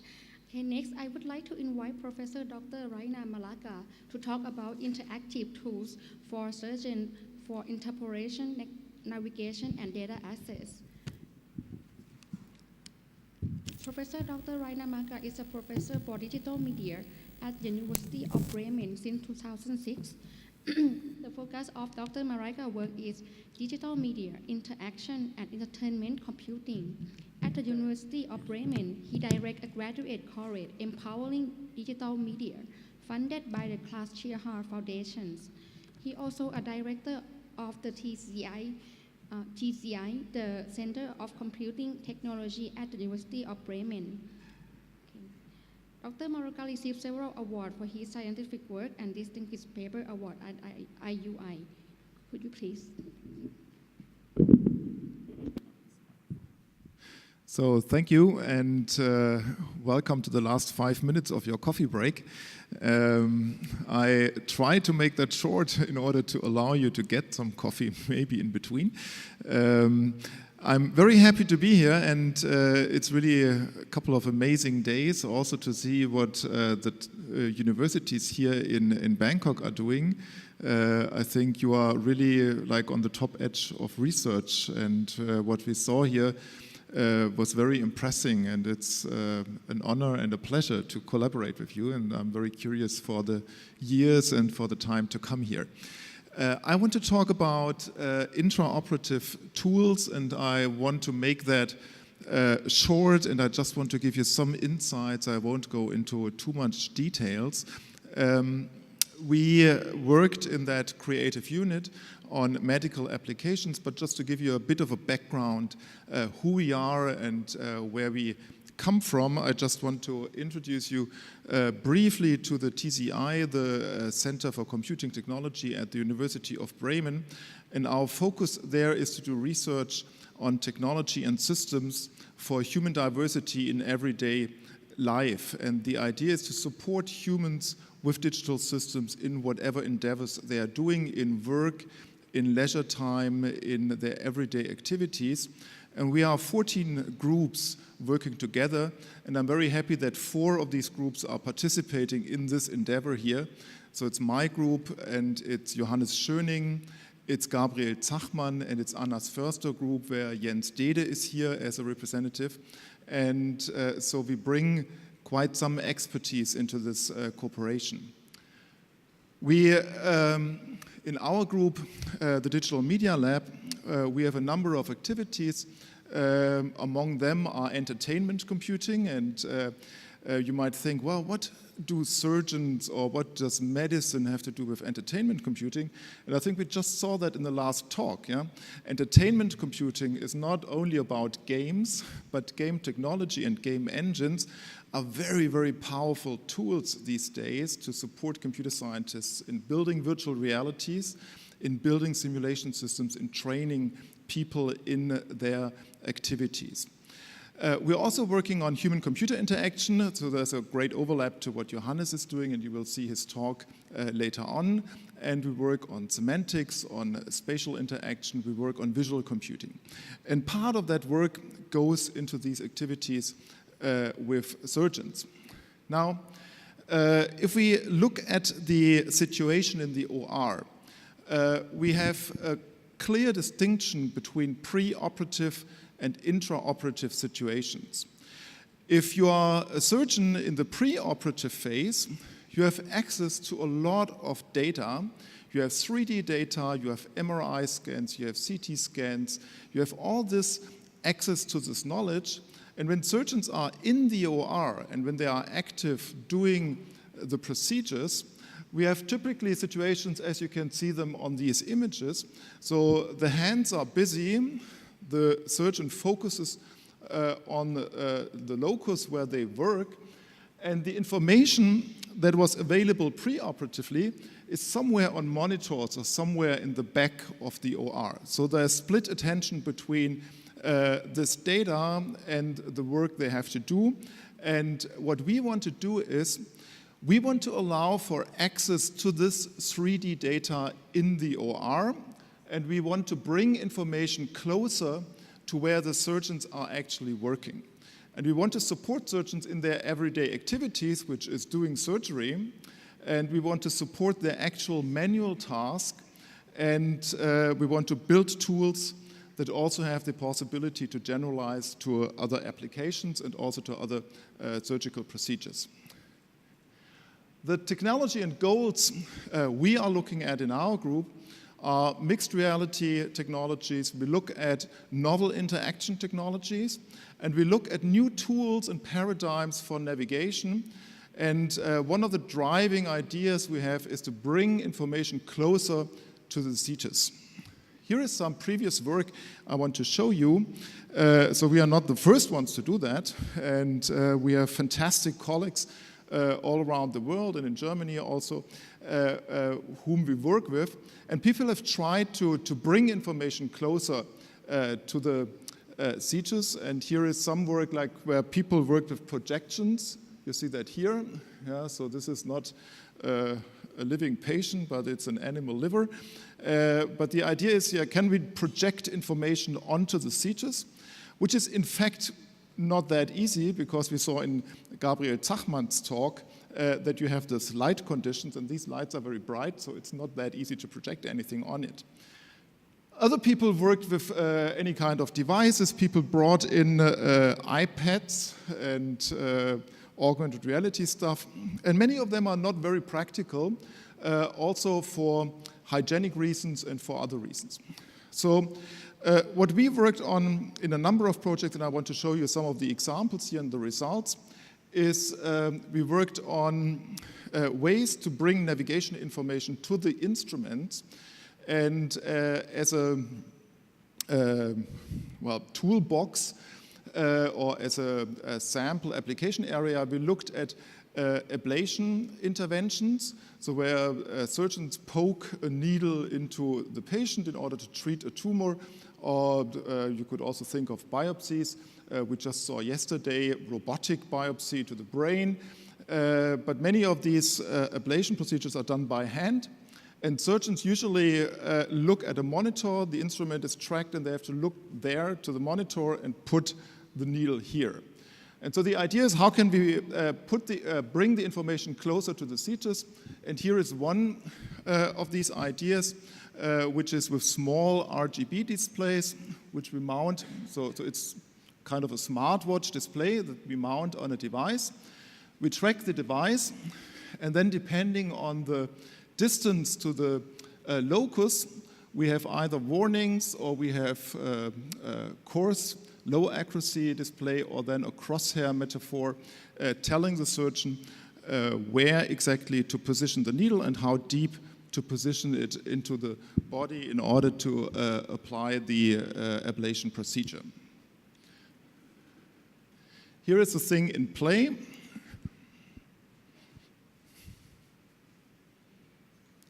Here we are.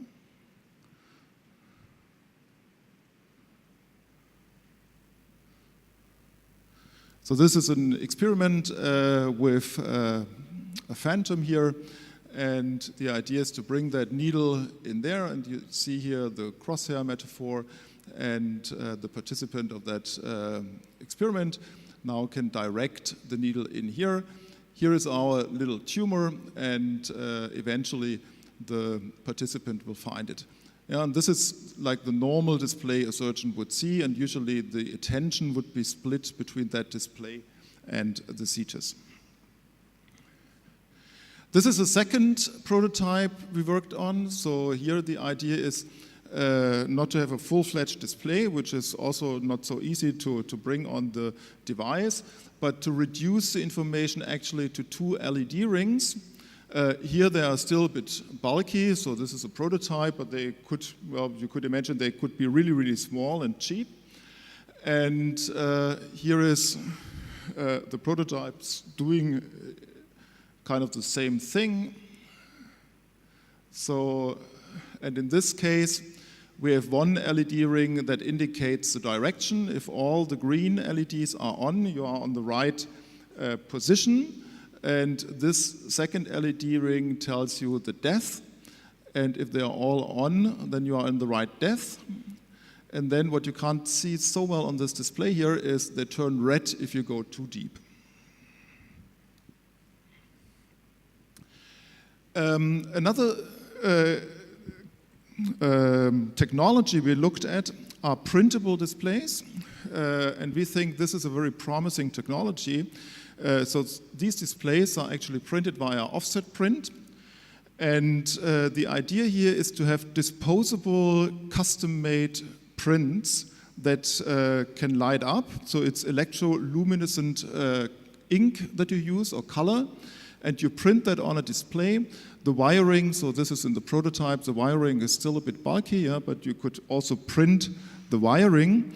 And the idea is, depending on your procedure, you can have your custom print, and then you put it on the patient, and then it lights up and tells you where, again, to put the needle. And here is the prototype that you can see. Yeah, so here's a needle, and that printout, and you could put it on paper or on foil, tells you where to put the needle. And the good thing is, depending on the procedure that you have, you can make your custom prints. Yeah? You can design them on Photoshop, and you can make them specific for the patient or for the operation you do, and print it out, and afterwards you can dispose it, because the printout is really cheap, and you don't have problems with sterile things here. And Anke Reinschlüssel just did work together with our colleagues at Women's and Brigham Hospital in Boston and Harvard Medical School. And here the idea was to use these printable displays in the MRI, because in the MRI you cannot use any computer devices. You know, you have 3 Tesla of radiation, and so you can't bring in anything that is magnetic or that is made out of metal. But the printable displays actually work in there, and we use these printable displays for navigation. And here you see lights, and for prostate biopsies, the surgeon can use that as a navigation tool to put the needle at the right place, and it works in the MRI. So this is really promising technology. Here are some results from a user study showing that the task load is reduced using this display and usability is increased. So a really promising technology. Another technology for guiding surgeons, Anke can tell you about that on the poster, is guiding a surgeon via tactile feedback with vibration arm wrist devices that tell the surgeon where to move a hand. So I make that short because you know, we are still on the coffee break. Here's an image of a first experiment Anke did, and she will be able to tell you more about that. One other thing we work on, and I just quickly want to show that to you, is how can surgeons interact with the 3D data, and we work on foot interaction and foot interaction devices, working on foot mouse to build that. And in order to evaluate many of these technologies, we also build a virtual operation room where we can evaluate these technologies in VR. And this is also work done collaboratively with Gabriel Zachmann. So my time's almost over, and just as closing the loop to what I said at the beginning, game technology can also be used for rehabilitation. So if we go out of the OR and our patient survived the OR, usually they have rehabilitation. And one thing we do here is serious games for rehabilitation, physiotherapy, and training. And so there are many applications, and just what we saw in the previous talks, for using this kind of technology also to train people, but also to help patients to exercise. So in summary, what I wanted to show you and what I wanted to convey is the message that new interaction technologies will come into the OR. We are at the moment at very, very interesting times, because I think the situation in the OR will change a lot in the next 10, 20 years because of this new interaction technology. And this will be quite disruptive, because surgeons will in the OR have full access to 3D data. We are now getting more and more intraoperative imaging techniques, and this will change a lot of the procedures that we have today. And I think for computer scientists and people from medicine, this is really the time to do research together. And I'm very curious about the outcomes that we will have in the next 10 years, and I hope that Mahidol and Bremen University can shape this future together in order to the benefit of mankind, as we heard, which is the mission of that university, and I completely subscribe to that. Thank you very much. Thank you very much for Professor Dr. Raina Malaka. May I ask if there are any questions from the audience? Okay, so this is a good time to take a break, and I would like also greeting Professor Banjong Mahaisawan, our president of Mahidol University, that he just arrived today. So may I call for a short minute coffee break, maybe for 10 minutes. You can take a coffee and then eat at the table and listen to the talk as well while we are running the talk. Thank you very much. And the restroom will be on the left-hand side here, outside the graduate auditorium room. Thank you very much. Assistant Professor Dr. Warapan received his bachelor degree in computer engineering from University of New South Wales, Sydney, Australia in 2008, and PhD degree in computer science and engineering from UNSW in collaboration with the Neville Roche Collaboration National ICT Australia, Kingston, Australia in 2013. He is currently a lecturer with us at Faculty of ICT, Mahidol University. Okay. His research interest is including biometric pattern recognition, image processing, computer vision, multimedia, and machine learning. Dr. Warapan served as a program committee member and reviewer of several international conferences and journals. Dr. Warapan, could you please start? Thank you. Okay, thank you, and good morning, everyone. My name is Warapan, and my specialist, I'm working on the image analysis and image interpretation. And now, after I moved to Mahidol University, I'm now focused on the medical image. And today I'm going to talk about two examples of the biomedical image segmentation that I have done and I'm doing at the moment. So the first one is about the hard exudate segmentation in retinal image. So what is hard exudate? So actually the main objective of this project is I want to create a program that can automatically identify the stage of the diabetic retinopathy. Okay, so to do that, there are a few key stages of the diabetic retinopathy. So in each stage, there's the main characteristic that can use to identify the stage of the disease. For example, microaneurysm, hemorrhage, and the hard exudate. So at the moment, I focus on the stage 2 of the disease, which is the hard exudate. So in terms of computer vision, the hard exudate have to have the main characteristic of yellow color and the bright pattern. So in the retinal image, the hard exudate is very similar to the optic disc. So in the existing work, people focus on the unsupervised learning and supervised learning, but most of the existing work is work on the unsupervised learning. So basically, they start to detect the hard exudate and optic disc at the same time, and then later on, they use the shape information to detect the optic disc and exclude that from the segmented result. So most of the work in the unsupervised learning is based on the mathematical morphological operator, and in addition on a simple trait showing segmentation. And yes, usually before they do the real segmentation, they have to do the pre-processing, like a normalization, equalization, or contrast enhancement. And the feature, and the next one is about the supervised learning. Absolutely, they use some useful feature that's quite common, like a color feature, shape, size, edge, texture, or wavelet, and some classical classifier like a MLP, SVM, general-based technique, or rule-based technique. So in many existing work, it's like a combination of the feature and classifier here to try to get the better result on the segmentation. So for me, I'm start with propose the technique on the unsupervised learning first. There are three stages that I have done for the first proposal method. Is start with the pre-processing and then the initial blob detection, and then use the initial blob that I detect to do the real segmentation. So for the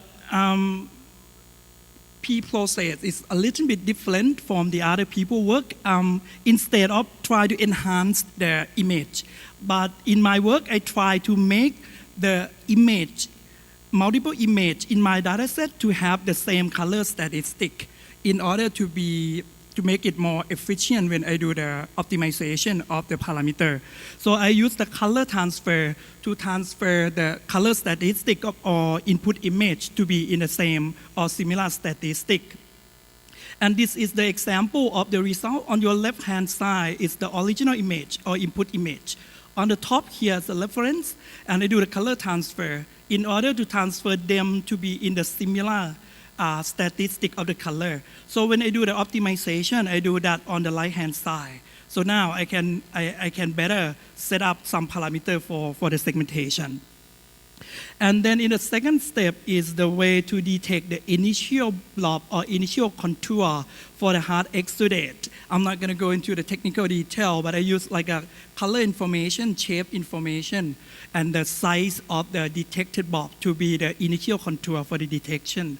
And then I feed that into the graph cut to be the initial foreground inside the graph cut technique, and then I get the result from the graph cut and do the further revisions by partition the image, focus on particular part of the image that contain the hard exudate in order to get more detail.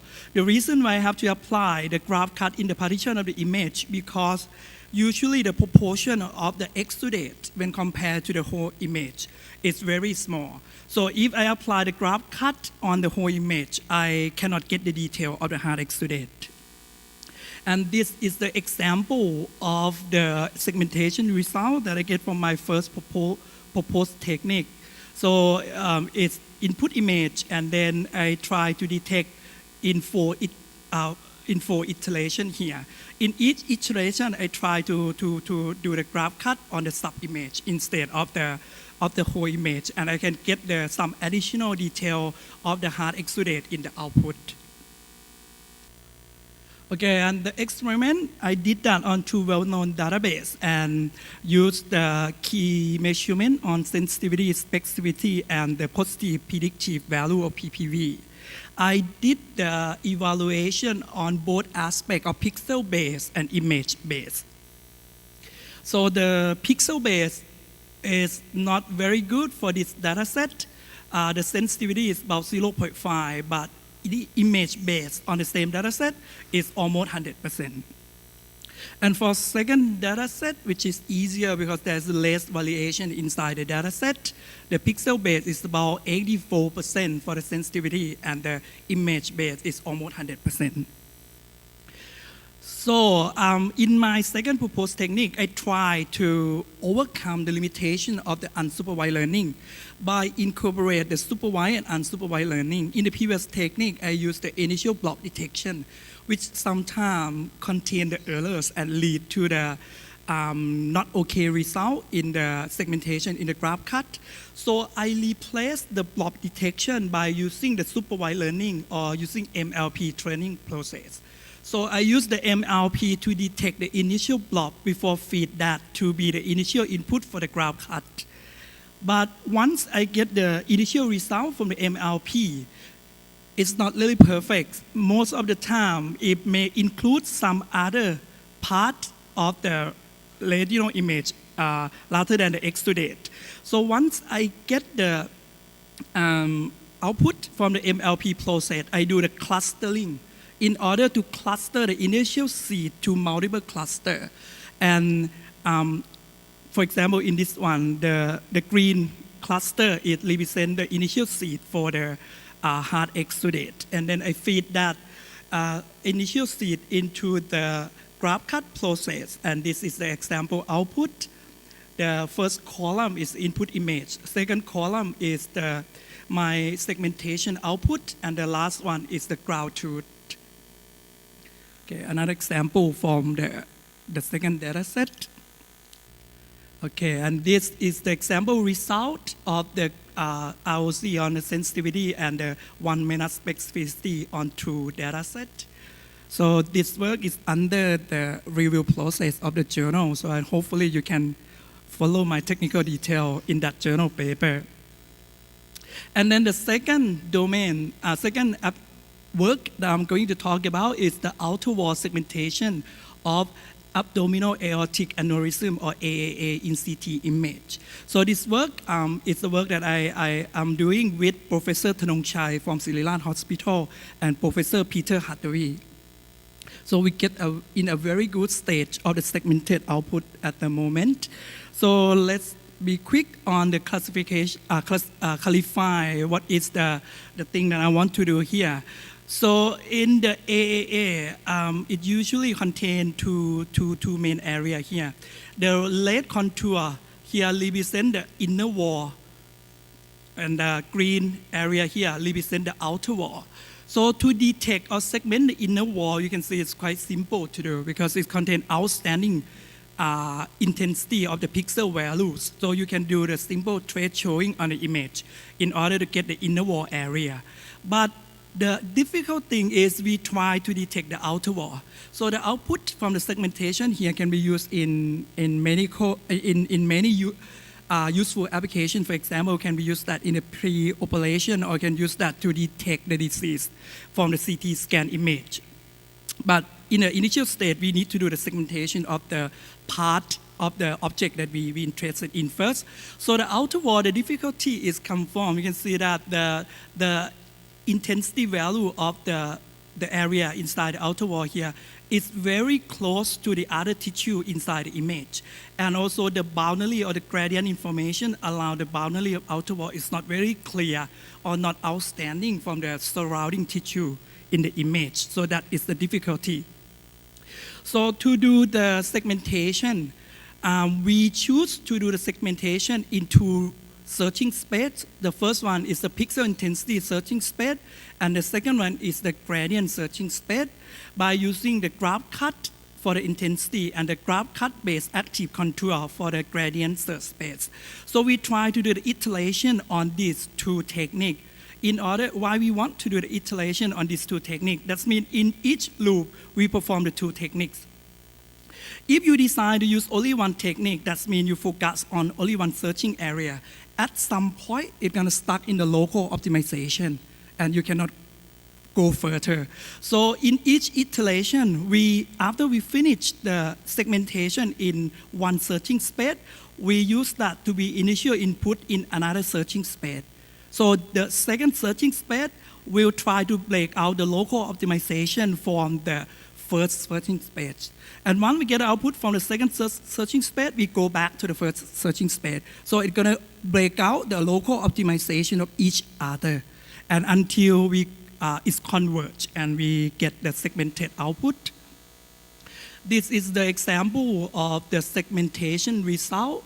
We start with segment the inner wall, and then we dilate to be the green one, and then we do the optimization by using the mentioned technique, and it will sink down to optimize to the area of the outer wall.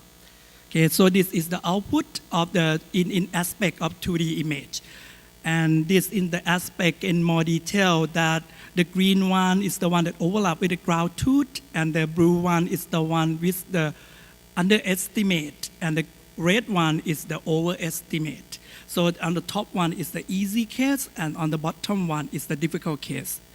So then we try to get the segmented result to build up the 3D models, the 3D views of the segmented output of the AAA.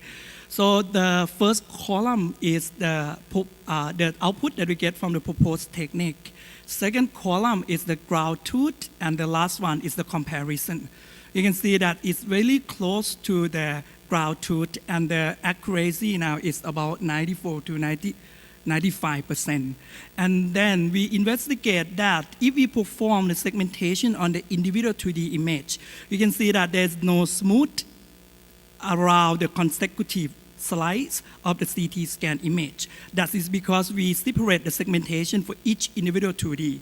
So now we try to extend the technique to perform on the 3D information directly. And we already get the output in the very good stage. Now it can improve the 2D output, and it's in the process of the publication in the journal as well. So if you can follow the techniques by search for the journal. And since we don't have much time, so I'm probably going to end the presentation here. And if you have any question, I will be more than happy to answer you later on. And thank you very much.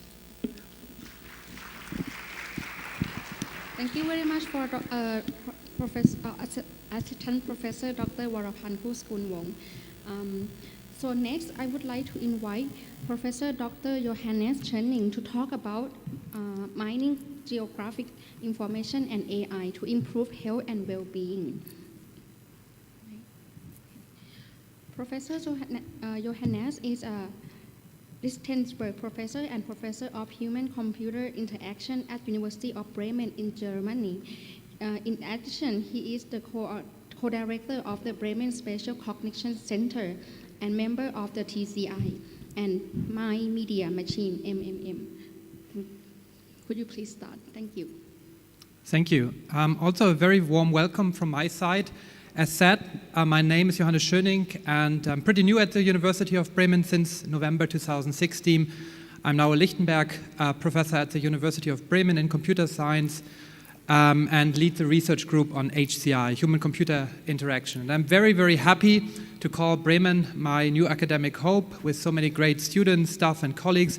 And I'm also very, very proud to be here today, and thanks again for having us the last couple of days. This talk will be less medical, but more spatial, because in general, we try to make a research contribution at the intersection of those three topics. And you see there's no medical topic on this slide. So we aim to make our research contribution in computer science at the intersection of HCI, human-computer interaction, all the spatial stuff, GI science, geographic information science, and UBICOM technologies. All those gadgets you saw over the past few days, and we also brought some gadgets here, like smartwatches, video glasses, things like that, to Bangkok later on for the demo session. And basically, where the pushpin is, there we try to position our work. As said, we try to make our research contribution at the intersection of those topics. And here are some example projects. Due to the limited time, right, I won't go into detail, but as said later on, the posters are over there. Please come to us and talk to us about our projects. And by looking at those projects, we have different subtopics we tackle in the groups, starting from new modes of interaction with maps, impact of geographic technologies, inequality and emerging technologies, and geography and algorithms. And basically today I would like to give you a glimpse on those two wide quadrants. So basically the work I'm presenting today is related to those two themes we have in our research group. And today I would like to talk a bit about space and well-being. The space where we live, work, and study has a great impact on our well-being. And we try to investigate this with a lens of HCI. And I think this is a pretty new topic, so it's an emerging topic, but for us it's a very fascinating topic. And in our research, we apply methods from computer vision and AI to understand the relationships between space and well-being. And I just want to give you a few examples today. So this is a joint work with Candice from UC Irvine in the US. And basically, Candice tries to understand how neighborhoods influence the quality of life for children. So they do really long-term studies with cohorts of more than 1,000 kids in the UK over 20 years, which is really, really amazing. And Candice had the problem that she, didn't have, so many student assistants to send to the UK and investigate the neighborhoods of the kids. And that's how we got in touch. And basically, we built a pipeline for Candice to automatically understand how well maintained those neighborhoods are. So on the upper row, you see some, very well maintained neighborhoods. And here on the lower side, lower left-hand side, this is not so well maintained. And we used methods from computer vision and machine learning to automatically extract that information about decay and how an area is maintained for Candice research, and then correlate that with the measures of the kids they have studied over the last 12 years now. And basically this involved or evolved to a more general topic. So basically we have a wide line of research where we try to mine geotagged images such as Google Street View, again with machine learning techniques and computer vision techniques to help research in social science research. So Candice is in social science, but also public health research. Peter already presented an example, and I will quickly go over that as well. And for our domain, novel routing algorithms. And I will start with the left-hand side and quickly jump over the other sides in the remaining few minutes to give you really a glimpse on that pipeline we developed and now using for many, many different topics. Okay, let's start with novel routing algorithms. And, if you need to go from A to B, I hope everybody in the room would agree, instead of taking route 1, you would better take route 2 if you would have the option.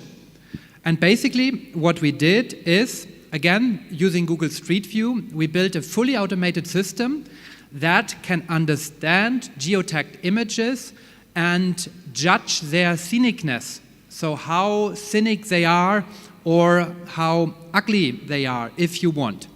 And for doing so, I don't go over all those steps due to the time, but for doing so, we used a pre-trained convolutional neural network, so deep learning, with place categories trained by MIT.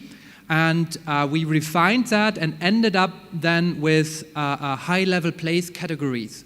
So just wanted to show you, this is a full pipeline, but this is an example how it looks like. It's a bit, the contrast is a bit low, but here's a road going over a bridge, and here you see, different grid cells, and then for each grid cell we can tell what you will expect to see.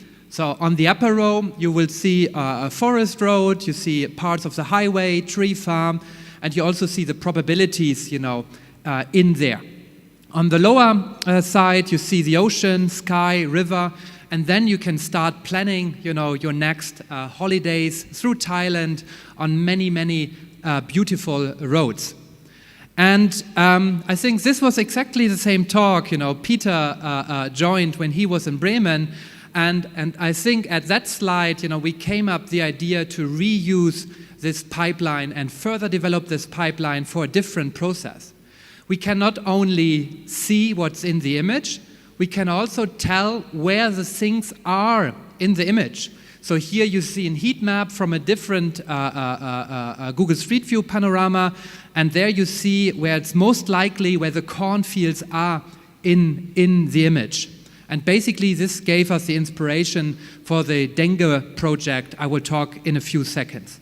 But with that, then you can do a lot of novel route planning through different cities in the world. Let me quickly talk about the dengue project. And basically, it's the exact same pipeline. It's just, this pipeline transferred to a colorful version. So we played around with the machine learning techniques a bit. We refined the pipeline a bit. But basically, it's the pipeline you see up there is the same pipeline, more or less, we use for the dengue tracking. And luckily, as we also have learned yesterday, there's a very, very good coverage of Street View data here in Thailand. And basically what we did, we had a virtual tour already through Bangkok and collected a lot of images. And the students, I think, they will be here in the afternoon. What we did with those images, we threw our deep learning pipeline at those images, and then were able to identify breeding sites for mosquitoes. So little water reservoirs or little flower pots or little old tires where rainwater could stay. And this really developed in a really interesting project. Unfortunately, I don't have the time to go into the machine learning details here, but please come to our poster and we can discuss this in detail. And then, this is a very nice outcome. We got, an overview on possible dengue breeding sites on Street View data that can help the politicians to apply countermeasures. And basically that's what I wanted to show today to you, a really brief glimpse on our research. I hope to welcome a lot of you in Bremen in the next coming years, and in this year's. It was really a pleasure to work with your brilliant and bright students last summer in Bremen, and I'm already looking forward to the next cohort coming to us in mid-May. So thanks again for having us here. And as said, if you would like to know more, we have plenty of time to discuss in the afternoon in the poster and demo session. Thank you very much.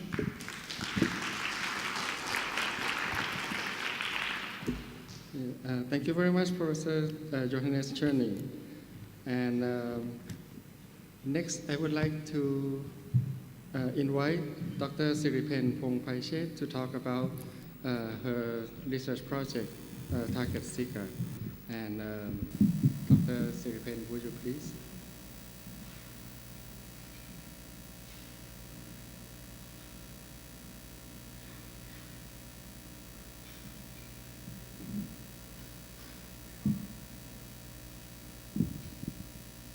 So good morning, everyone. My name is Siripen. So I would like to talk about continue to that previous work for the dengue. Actually, I have done this work about 2 years ago on the target Zika. And this one is like everyone know that like about years or 2 years ago, there is a serious outbreak for the Zika virus in Brazil. And some people have been warned that should not go to Brazil because it can be serious issue for them, especially for the women who are pregnant. Because if the women who are pregnant got this virus, they will be affect their baby and they will have this kind of disease. And at that time, so By that time, I was staying in United States, and there is one professor, visiting professor from Brazil. That's why we are come up with this project together.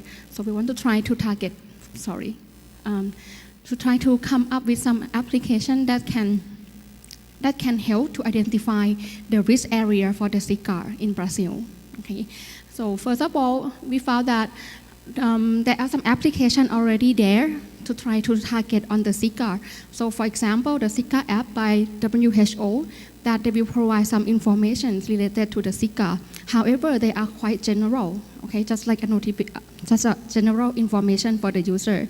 Another example is a dengue torpedo. It's a mobile application that allows the user to take a photo about the breeding sites and upload it. And finally, it's a simulate dengue, very similar to the previous one, but it's made by the people in Brazil.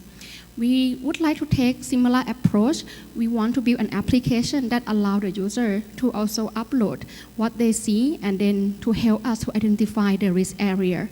However, not only the user information, we would like to combine with already existing information that provided by the government about like the map of the area, the hospital, the cases that happen in the area. So we want to combine both from the public data and also from the human sensor data. Okay. That's why we come up with the idea that first we need to identify the situation that what happened by using the user report. And then we use analytics data on the public data. So we use these three efforts together. Okay. In this one, we have built an application for user to report, which is called a micro report. Everyone might know about using Twitter or social media to upload whatever they see, whatever they want. However, those Twitter are kind of noisy. It's have very low signal to noise ratios. It's very hard to get a useful information out of that. That's why we want to have a more focused micro report that come from the user.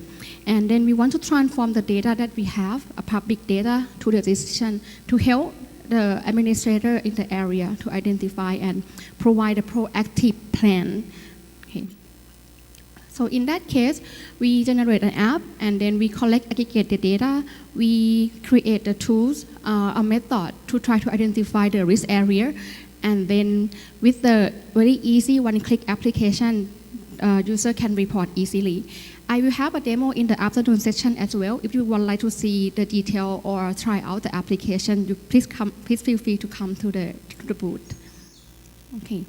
And overall, this is the architecture of the system. We will have the first part is a mobile application. However, instead of just only have user upload the photo, we want to attach more context along with that photo. The context can be the space, like where that location from the GPS or the mobile phone. It can be the time that when did user report that situation. And it can be other things like what will really happen by we create another criteria. Whenever user want to submit the photo, there is an icon, like different icon for them. If they pick one of the icons, it means that they want to report because of what happened and so on. So we can have more information along with that photo and using only one click with the button, shutter the button. Okay. And after that, we send those information to the server. And in that time, we use the SDK from the Crumbs company. And then on another part, I'm working on the system. This is my PhD research dissertation. It's called Event Shop System, which is trying to combine the data, geospatial, temporal data, and put them into many layers, like a map, and then combine things together to identify the situations. After we have these things together, we can come up with some dashboard that can help the administrator to identify the current situations. Okay. And here are some of the information that we use as the public data. For example, the risk in the region that already provide the concept related to the micro report and demographic information like how many Zika virus cases happened in the previous year in this year and the urban and rural populations. After we have this data, we use correlation analysis on that. However, we found that it's very small, kind of small number of correlation between each data. Therefore, we need more information by contact with the domain experts in the area. And luckily, because I have one professor from Brazil, so we can really connect to the organizations who are working on that. And after we consult with the domain expert, then we come up with a model to identify the area, which I will show you later. And here is the user interface of the mobile applications. As you can see that, usually when you're taking a photo, you have only one icon. However, in this case, you have many more options to take a photos. Like in this case, if the user, is in the Portuguese language because we built an app for Brazilian people to use it. And so in this case, if it's related to kind of land, related to the water, is it outdoor or not? If they want to see, the user want to report that there is some trash can in the area that can collect water and can be a breeding site later on, or if there are some water leaking in some area and so on. So they can report the incident of like a breeding site for the mosquito using the mobile applications. Okay. And in each photo, it will along with them, we'll have this event model which have like why using, where is it, and when is it, and what kind of data that are coming along with that. And here is the example of the media JSON file that will come along with that. So we will send that image to try to detect the concept on the image as well. So if we send the photo and we can identify that in that photo we have the garden, we have the environment, it's a waste and so on, and what are the confidence value with that. And when, where, why they're taking the photos, because it's like related to the land. And DOD is about degree of dangerous, which I will mention later, and who is reporting about that. And then, not only that, we also collect some other environment measurement, like the current temperature in the area. Maybe that may be useful in the future, since you might know that during daytime, during nighttime, or different seasons also have effect about the risk for the Zika virus epidemic. Okay. And for the danger of the degree of the danger, okay, so if it's related to the open water, open tank, it's very dangerous, or test or pool, so this can be highly related to the breeding site. But if it's more like about house, small tides and flora, it's a really less dangerous. And we also allow the user to report about if they are already in the hospital, they can just take a picture of how many people are in the hospital, how many people are in line that are waiting for the Zika, to take a treat about the Zika related. Okay. And after user the report, we also have the dashboard for them to see how many reports that happen in the area, and some picture like this. Okay. This is part of the event shop that we collect the data from many sources and combine them into different layers by creating the situation model. And we can see that later. Okay. And here is the interface of the event shop, where you register a lot of data sources and then combine them using some operator that already provided. The inspiration of the event shop is actually come from the Photoshops. Okay, so in Photoshop you can apply some filter on the photo. In this case, we want to apply some operator on the data, geospatial temporal data. And these are the results of that. So in this case, we want to create the map of the risk area by combining the data from these three sources and generate this map. Okay, and we just use some thresholding to identify about the high or medium or low risks. Okay. Right now, it's still a lot of very manual and require a lot of domain experts to tell us what to do. But I believe in the future we can use some more AI machine learning to help to identify that. And after we have the risk map, we can come up with a good situation index by using risk multiplied by the population in the area. And from this map, you can see that most of the area on the site on the East Coast are very severe for the Zika virus risk. Okay. And we also have some other interface that user can click on the map and see some more detail of how many people already reported. Okay. So I would like to be on time. So that is what for the conclusion of the target Zika virus. And they already have the APK that you can download and try by yourself. And we also have the event shop that you can go and then try it out by yourself as well. And if you have any question, please feel free to come to the demo in the afternoon as well. Thank you very much.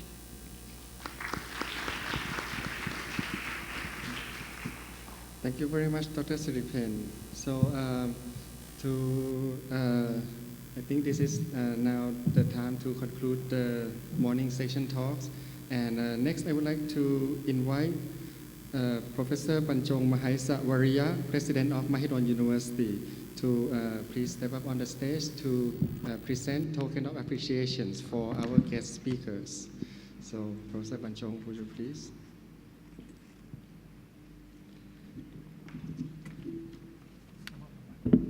And first of all, I would like to invite Professor Peter Hathaway to receive the gift of appreciation.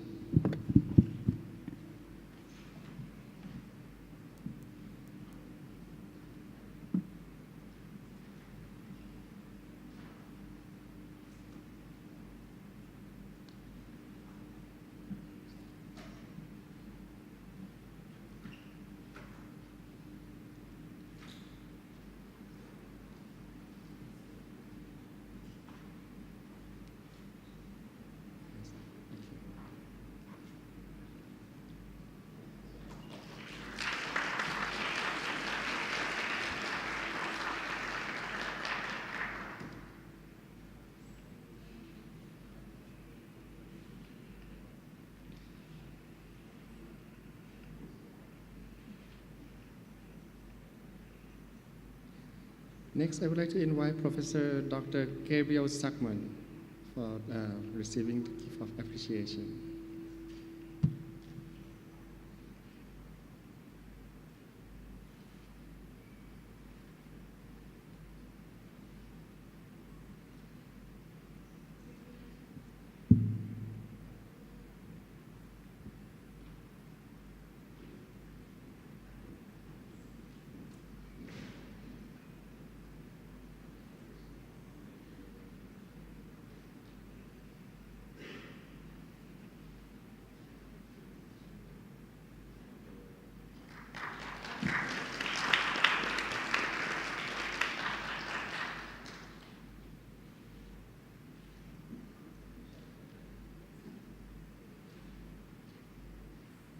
Next, I'd like to invite Professor Moret Prashaprut.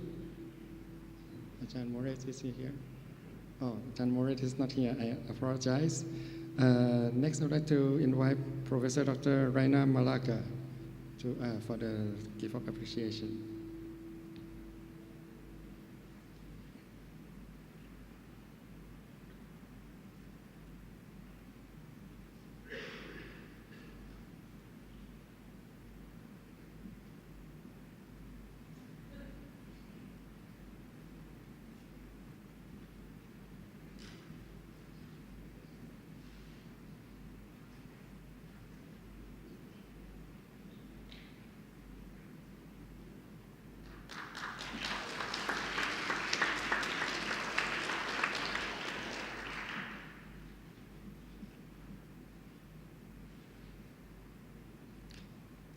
Next, I'd like to invite Assistant Professor Dr. Warapan Kusakul Niran for the recipient of the gift of appreciation.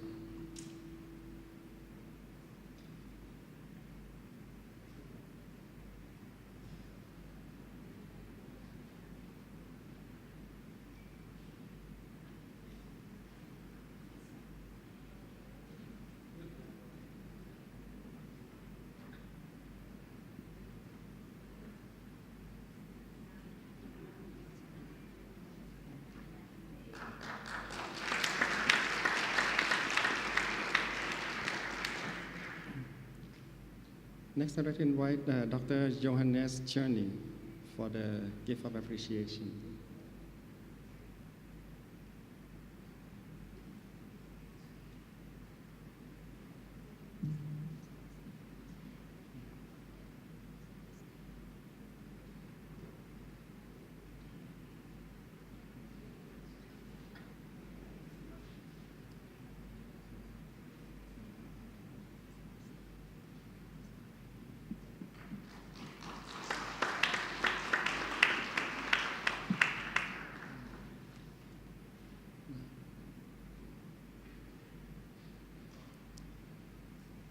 Next, I would like to invite Dr. Siripen Pongpaiche.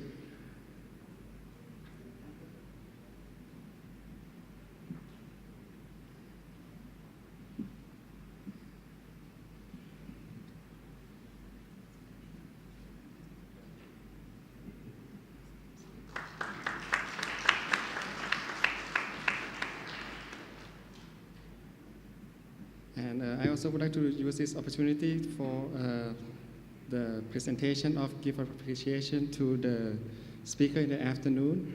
First will be for Tina Washbahar.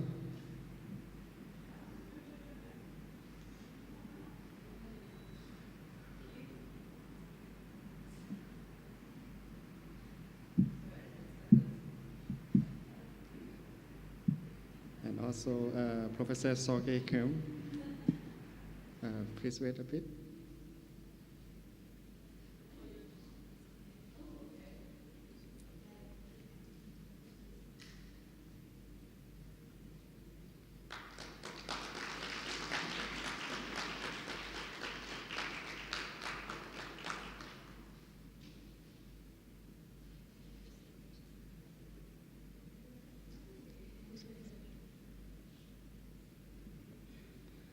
Next, Professor Sorge Kerm.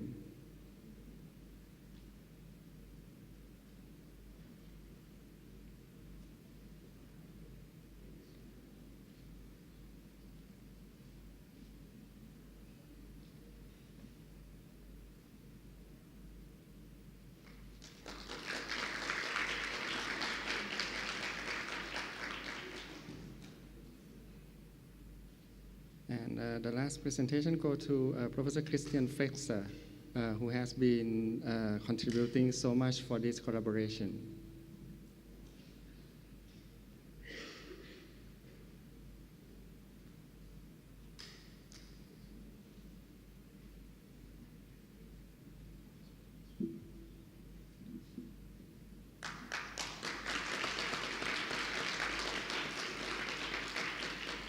And I would like all speakers who give talks today to step up on the stage to for a group photo, please.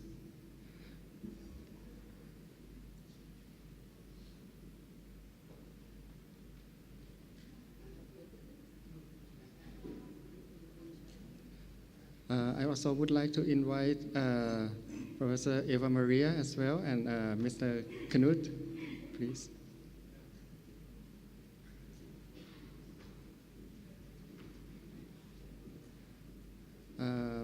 Annette Lang as well, please.